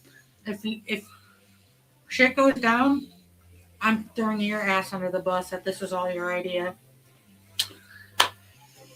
Need I remind I you what am happens to not. rats? Going to jail. They go Like sleeping your with the dumb fishes. Luca Brazzi swims with the fishes. I Um, refuse Go to put to your concrete shoes on. I mean, what I'm concerned about is we all just arrived and suddenly stuff's gonna happen. It's gonna Listen, become obvious. unless you plan on digging a tunnel underneath the streets of the town into this place, we're very limited on our options here, and we need answers. Were Oh, there It's like events? ever find out where Can the we farm- listen to Verena the farm is? ad first? Because that's when they said that the tone started after the complaints started Oh. after the ad was run. It started. The complaint started after the sleep study. Mm-hmm. And that's what the sheriff told us. That the Listen. it started 10 days ago. Listen, our answers are at the clinic. But That's Listen, I get I it. have You a guys don't want boombox. to. You guys are new to things. You don't Same. want to. Do you know anything about doctors and how sometimes we take the files home to chart? I mean, I dated a nurse once. Does that count? No. She helped me with a bullet wound in an obvious place. We could. I mean, you did hear them over here last night. Something happened at the Moreno farm, Listen, or however you pronounce your name, Marrow. Marrow. listen. He may be looking at the clinic, but I guarantee you, he's definitely looking at the doc's house. Okay. If you want to look at if you want to go off and look at the farm and go play with the chickens, you go right ahead. I'll go to the clinic and I'll see what I find. Okay, I'm used to that. I'm used to doing stuff like You've never been to a small town. that. As any place in Long Island count? No. Then no, I probably haven't. Not like this. Everybody's suspicious of us. No, well, can't help that. Everyone's suspicious of where I'm from too. It's not like everyone's pretty trusting where I'm from. 80s Brooklyn? What? Nothing bad happened there. Yeah. But the thing is, where you are from, You can You can pay the blend people in. off. and hide amongst crowds. Where if anything goes wrong here, we're outsiders. They know our faces already, and nobody's gonna cover for us.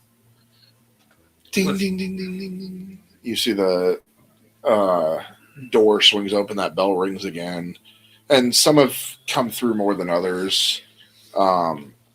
This time you see two people you haven't seen yet that they go up and as they walk in, they look around and you notice that they are all wearing tan uniforms, patches on their shoulder, gun belts.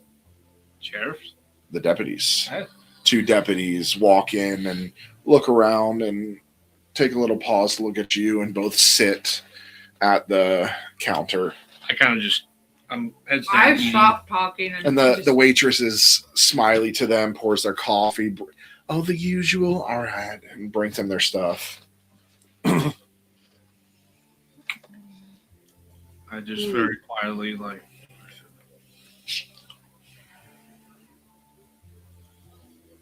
to the hotel. And I kind of finish up eating. And I would say you've been in here much longer than you expected. Why am I eating pastrami and rye with a I don't know. knife? I don't know. It's like eating pizza with a fork and knife. Well, if it's deep dish. Is he going to eat deep dish? Excuse you, no. What's wrong with you? No self-respect. I'm not even an actual New Yorker, and I know no self-respecting New Yorker would eat a Chicago deep dish pizza. You did. Yeah, And liked it. I did. It was good. I don't think I've ever had deep dish. Oh, well, when you guys come down, we'll take you to go get some. It's really good. So, by the time you get out, it's probably 4 or 5 o'clock. So you can probably suspect that the cops came here either before or after the shift. You're kind of at shift change time. But people are coming home from work. The streets are busy. I finished my sandwich, asked for the check, and I just kind of softly say, yeah. Let's go. I head back to the motel, the hotel. I pay the check. I leave another 20 as a tip on the table, and some little kid walks by. I have seen kids do that. Yeah, I have too. Little shits. Yeah, right.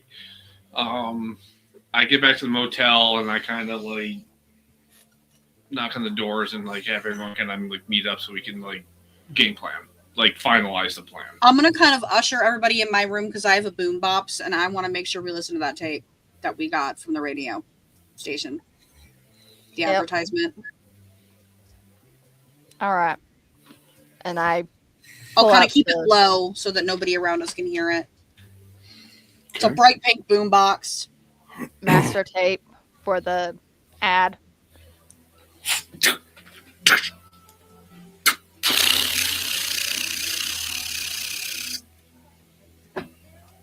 Nothing. What is it? Static. This is the ad? This is what you got? Huh. This. Tell They me. said this was the original this is tape. Yeah. I think someone. I think you got played. No, it's supposed to have her, because they recorded it in station. I think you got played. I don't think this is the original. I think they wanted you out of there. All right, listen. Looks like we got We got 3 places to go. There's 4 of us, but I know I'm going to the clinic. The answers, a lot of answers are in there. I don't think she would have the files that we're looking for in the clinic. Maybe not all of them, but Because I didn't see anything. we didn't get a chance to really look. We had Sheriff Dudley Do-Right hanging around us. There was no appointments left on her calendar before 10 days ago, or after 10 days ago. There's no files in her office, which most doctors have files in their office. It could be in another room. We gotta listen. I'm telling you, my gut is telling me there's answers in that clinic. My gut's telling me this is a cover-up and someone's trying to protect the doc. Well, listen, we can both be right. What exactly did that tape say? For some reason, you can't remember. Neither of you. It's like when you're trying to remember something and you think you remember and it's right there, but you can't quite get it. Yeah. You forgot something, but you can't remember what you forgot. Wait. Didn't you write stuff down? I saw you with that little paper and what? I pull out my notepad. It's blank. Wait, Completely blank. I take my pen and scribble. They right? What, you use invisible ink or something? I flip back to see if there's any other of my case notes from before. From previous cases, yeah. I took notes. I saw you write. Okay, listen. Issue settled. We're going into the clinic. Some weird shit's going on there. I don't know. I'm sorry, but I'm calling an audible on this. I'm going into What? an audible. Don't you watch football? Aren't you? Where are you from? Huh? Where are you from? You gotta watch the Jets, man. Fuck the Jets. I'm a Jet. Let's go Giants. How much did that just pay me to say? You have no fucking idea. Sir, how do you feel about the Bills? In character. No. How do you feel about the Bills? You didn't ask me. There's no one to ask me about that. And no one can do it because it's metagaming. Yeah, football's on the TV and the Bills lose. Well, that happens in reality 1986. too. They haven't gotten to the Super Bowl yet. I mean, I'm from Wisconsin. Yeah, but what are those cheeseheads, right? The cheeseheads? No, Yeah. Packers. Yeah, but I'm actually a Bills fan. Bills? We sucker for losers or something? God, everybody in Buffalo can't even win any sport. Excuse me. I will say, do you guys remember in our debriefing? In our briefing, it said don't listen to anything more than once. So if we find the stuff again, you guys need to not listen and like go off somewhere. Trust me. We're destroying that tape. Don't. I'll let you listen to it. I don't want to hear that shit again.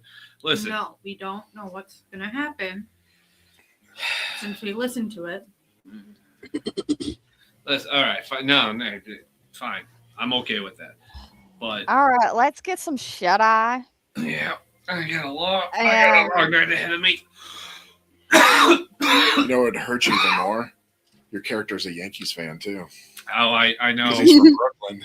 And, That's where the Yankees started. He's a Yankees fan. Yankees started in the Bronx. The Dodgers started in Brooklyn. He's a Yankees fan. Vincent, Just gonna when we get back to the motel, we need to talk about what you're going to do because I might be able to help. Sure, why not? All right. I'm hanging back.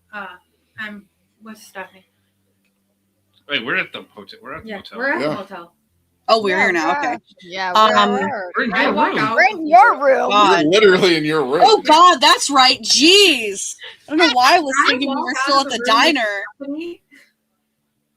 I have a very bad feeling of pairing those two together.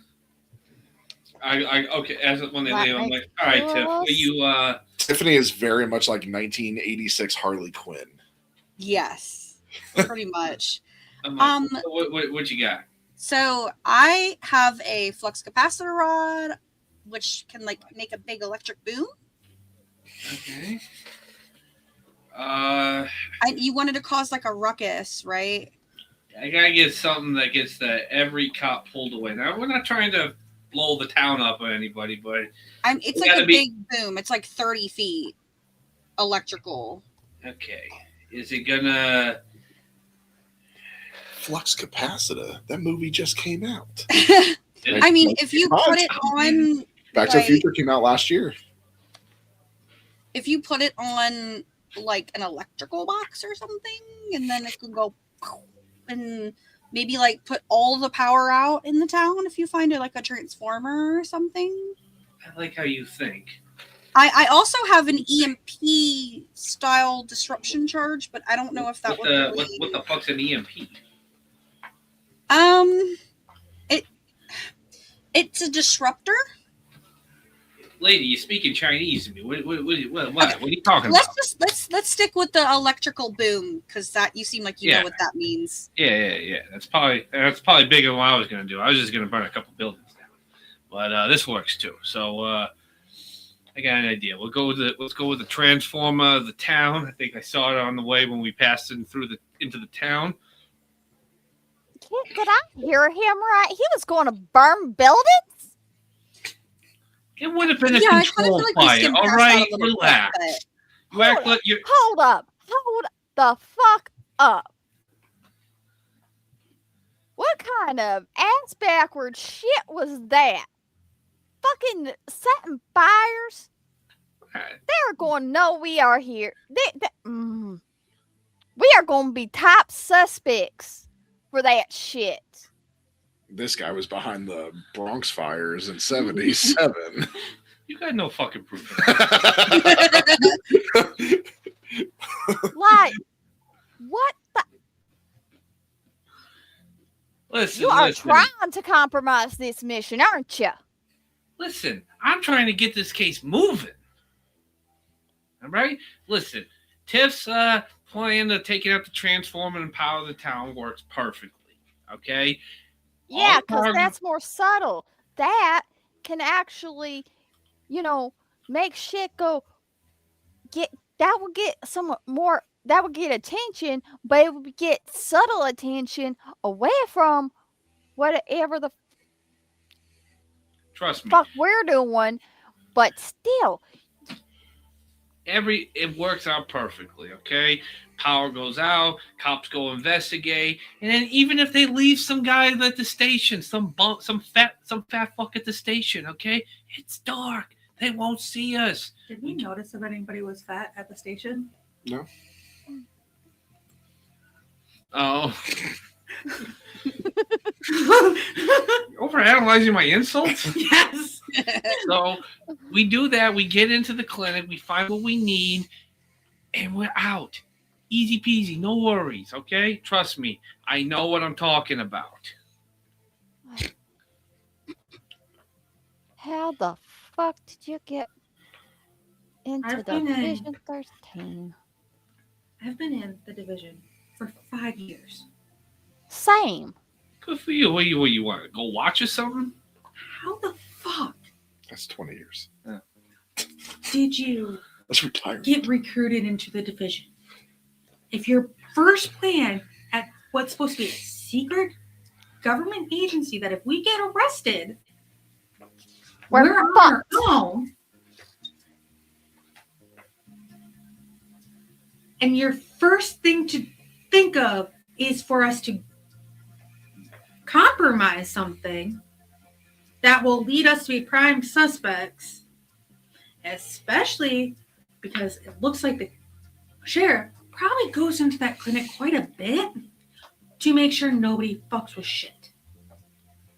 Listen, we gotta get rid of the security, and unless you want me to, permanently remove the security, then we're gonna have to distract it. So how about you quit being a negative Nancy and let me do my job, okay? And your job is exactly what in this case? To protect as I indicate there, to protect all your asses. That's my job. By getting us caught? We ain't gonna get caught. It's a good plan, okay? What would you do, huh? Tell me right now, Miss Smarty Pantses, what do you want to do? Well, for one, Tiffany's plan to knock out the power is a good one.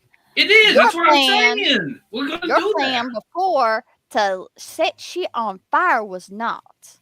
And you have to listen to me from a person from a small town. Oh, here we go about the small town thing again. Oh, you vague.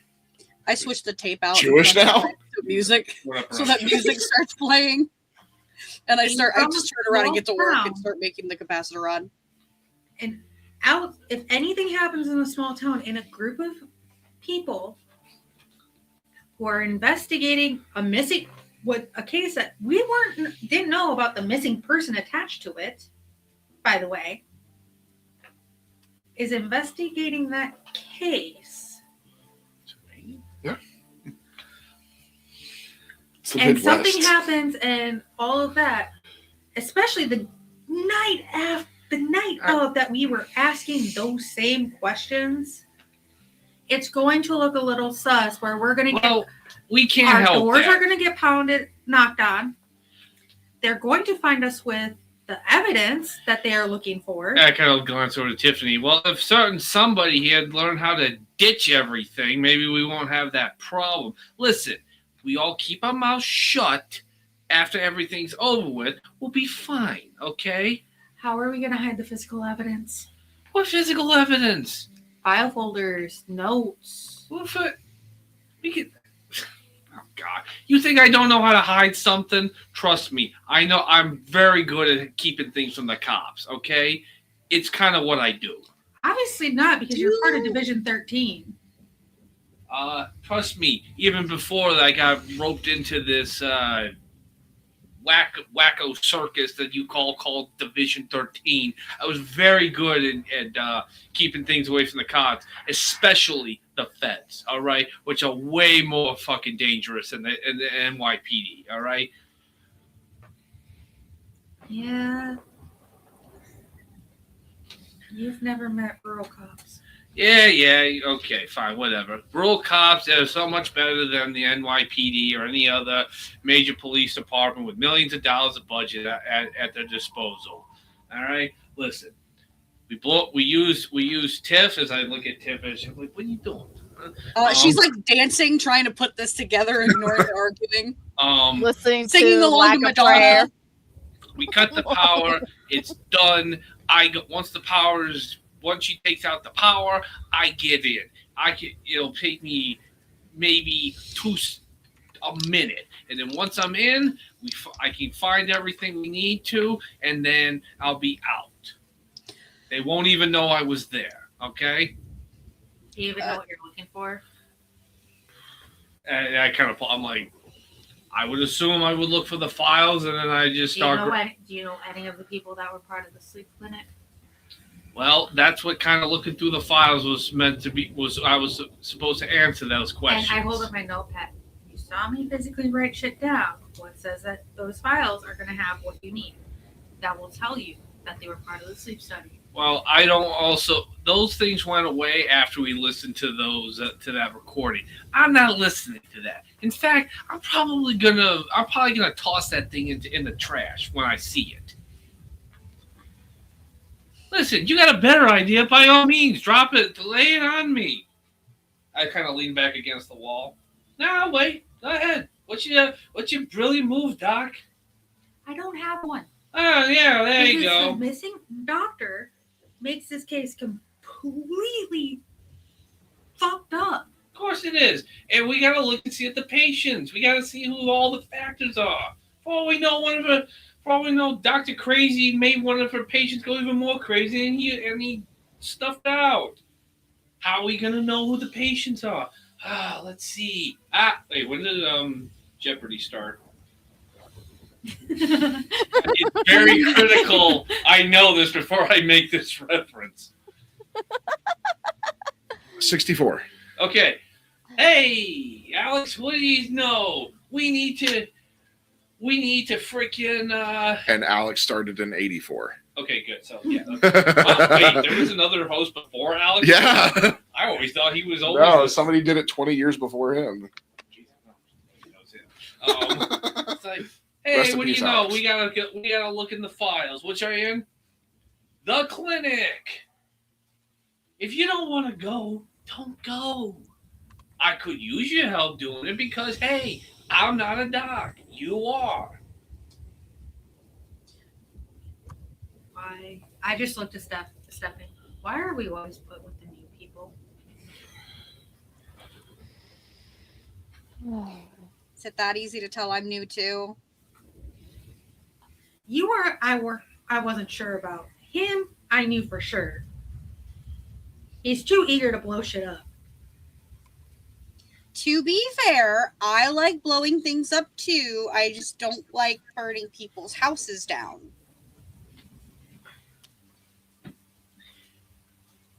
Can that EMP charge or whatever it is be tied back to us? So what we were using is a flux capacitor rod. I'm going to try to rig it so that the mechanical part kind of like burns past recognition. I'm not sure if I'll be able to do that part, but I'm going to do my very best. Deal with the ring. As With what? I just point towards the outside. Well, the zap might be bigger, but it's a trigger device, so it shouldn't trigger before it's ready.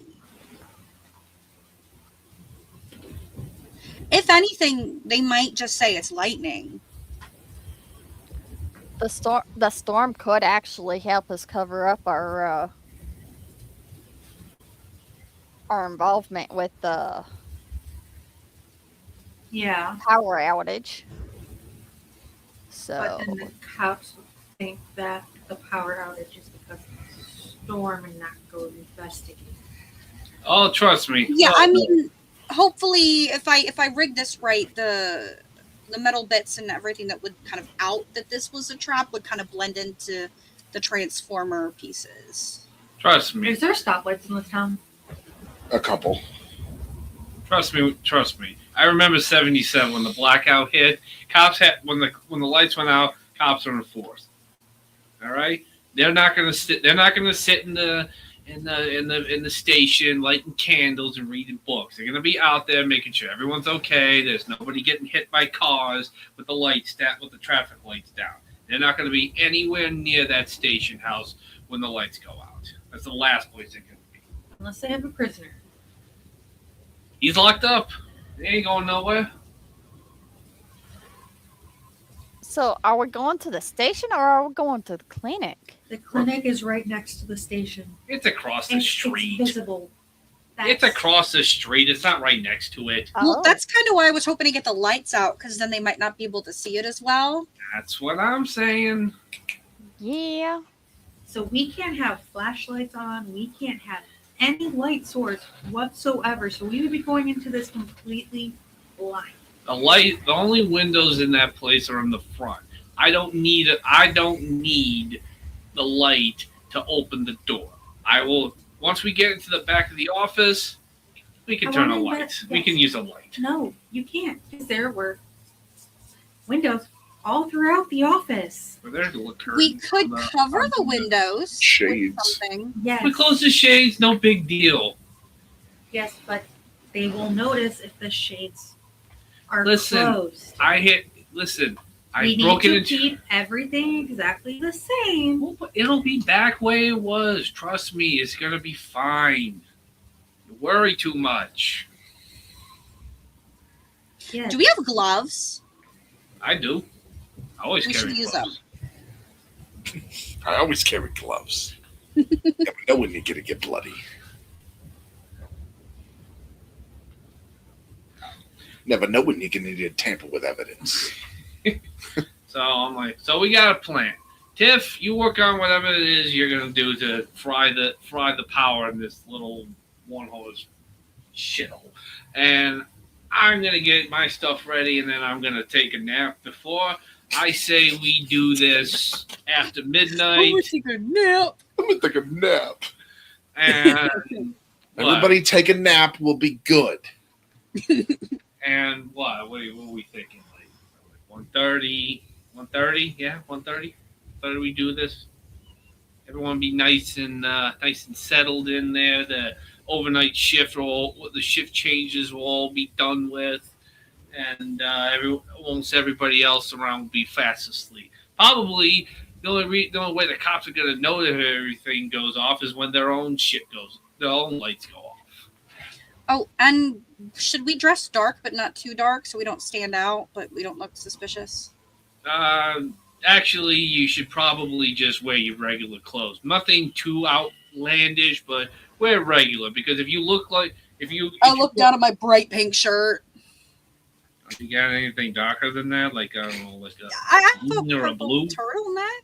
Yeah, that works. As long as it's not Hold on. I've got something that will work for you. And I go to my room and I pull out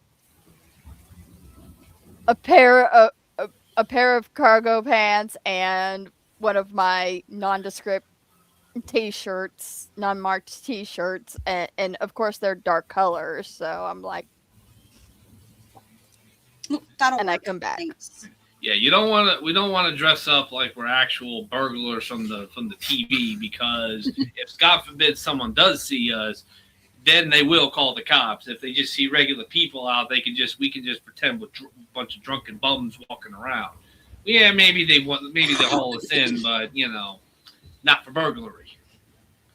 So, plan? Who's coming with me? I look to Kid. You say Miga? If you get me arrested. Yeah, I know. You'll turn me in like a stool pigeon, whatever. I'm going to take my nap. No, I'm shooting him. I'm shooting you. You're the first person that's certain to do that to me. I go back to my room to take a nap. Okay. It is going to be a late night. If everybody's going to take a nap beforehand. I'm not, because I'm making the flux capacitor rod, and I'm going to try to make it so that it'll kind of self-destruct and blend in with the box. Okay. So as everybody goes through individual rooms, Kit, Fuck you. sleep comes normally. There's no sudden drop, no jolts, no falling sensation. One moment you're lying in the motel bed, the faint hum of the air conditioner buzzing.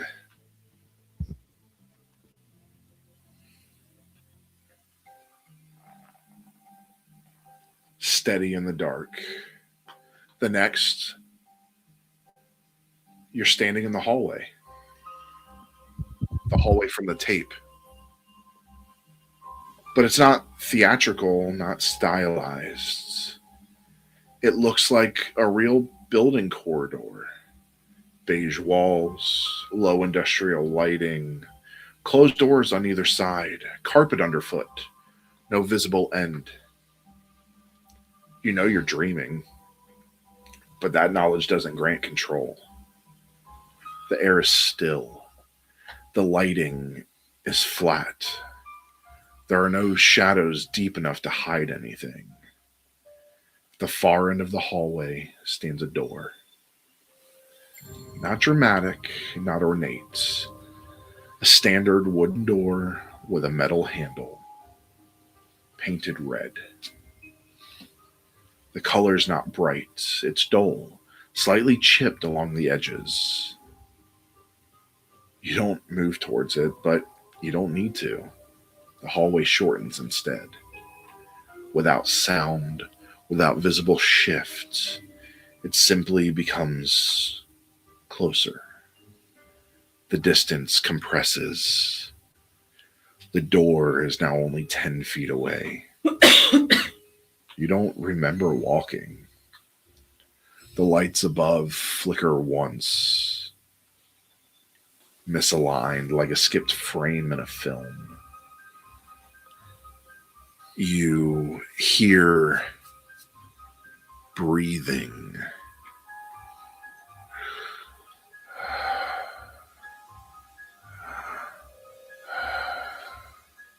Not your own.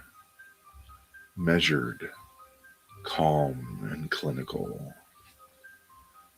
Dr. Marrow's voice doesn't speak, it breathes. The door handle turns slowly, but no hand touches it. The latch clicks. The door opens inward.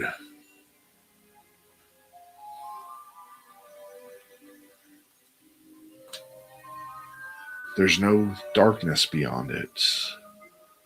There's another hallway, identical, longer. The second hallway contains doors on either side as well. Every door is painted red.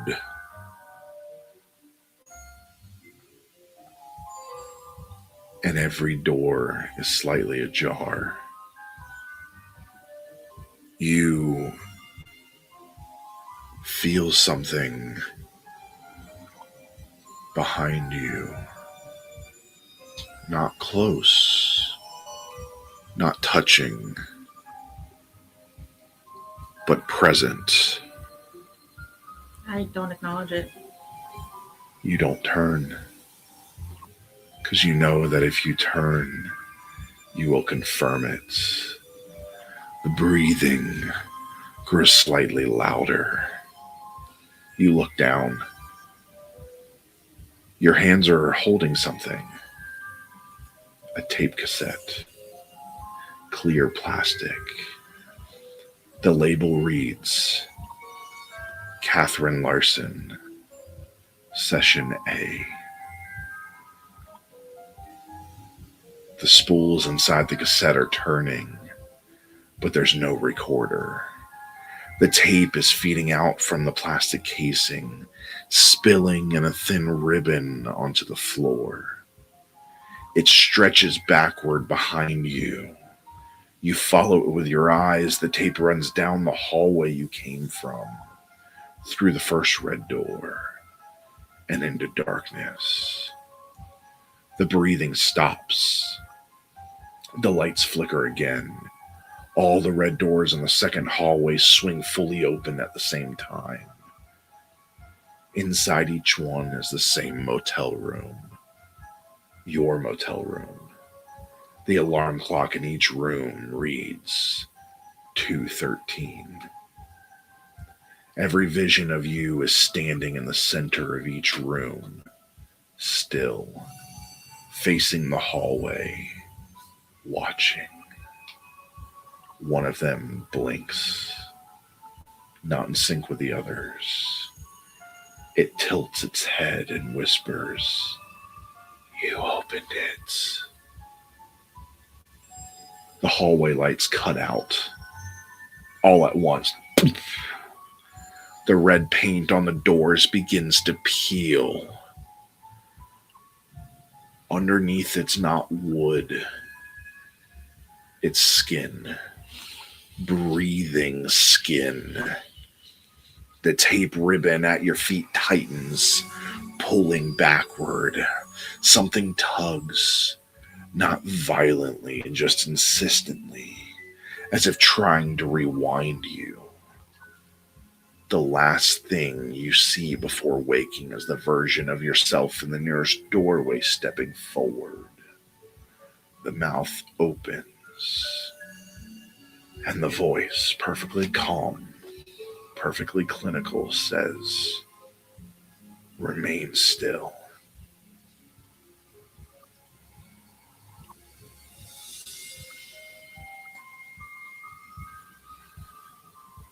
Vinny. Asshole. You don't fall asleep so much as drop. One moment, you're staring at the ceiling of the motel room, listening to the air conditioner cycle. The next, you're standing in the hallway of the clinic. But it's not quiet. The overhead lights flicker erratically, buzzing hard enough to sting the ears.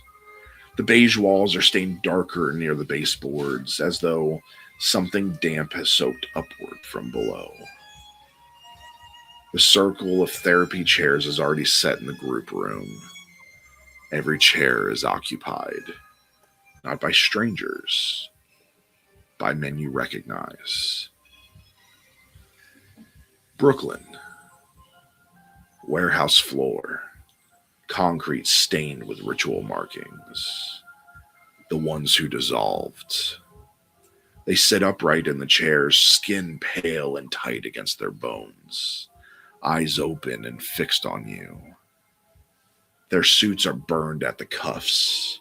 Their hands rest calmly on their knees. None of them blink. The air smells faintly of iron and ozone.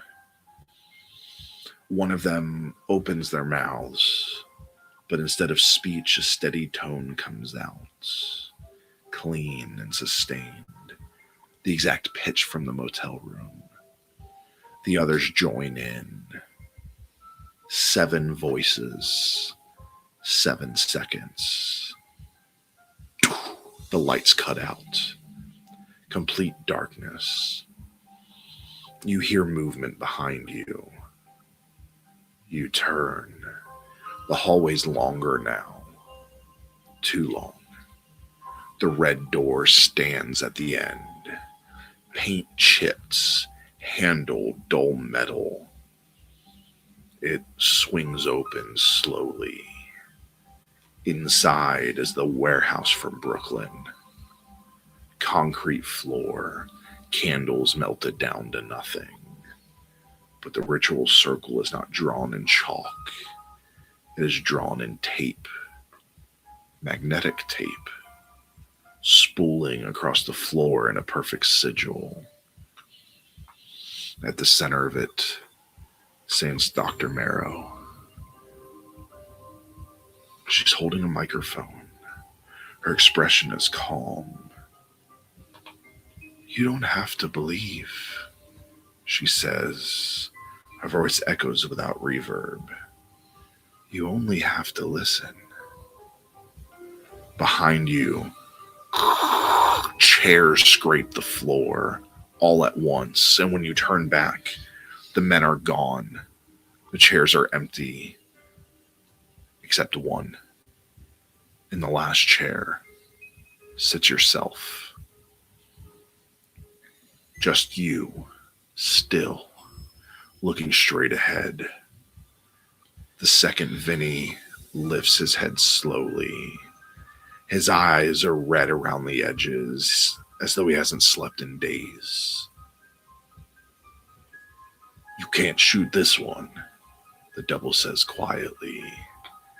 The tone begins again, not from the room, but from inside his chest. The heartbeat syncs to it perfectly. 7 beats, 7 seconds. The red door behind you slams shut. The warehouse disappears. The hallway collapses inward, walls pressing closer without moving. The air thins. You hear something step behind you, heavy and measured. You don't see it, but you feel its breath at the back of your neck. You felt it in Brooklyn. A voice says behind you. Not Marrow, not the Colts, something else. You feel it now. A hand touches your shoulder, cold, solid, and real. You turn.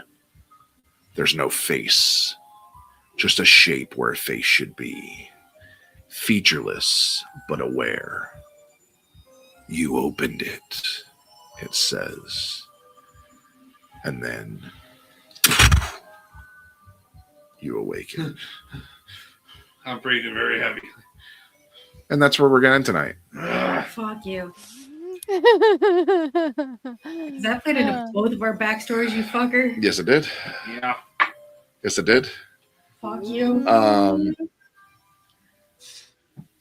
Yeah, so, They're just getting good. well, we've got 2 more episodes to go. I know. So, I want to thank everybody for joining us. Although this case file is not yet closed, for tonight it's on hold.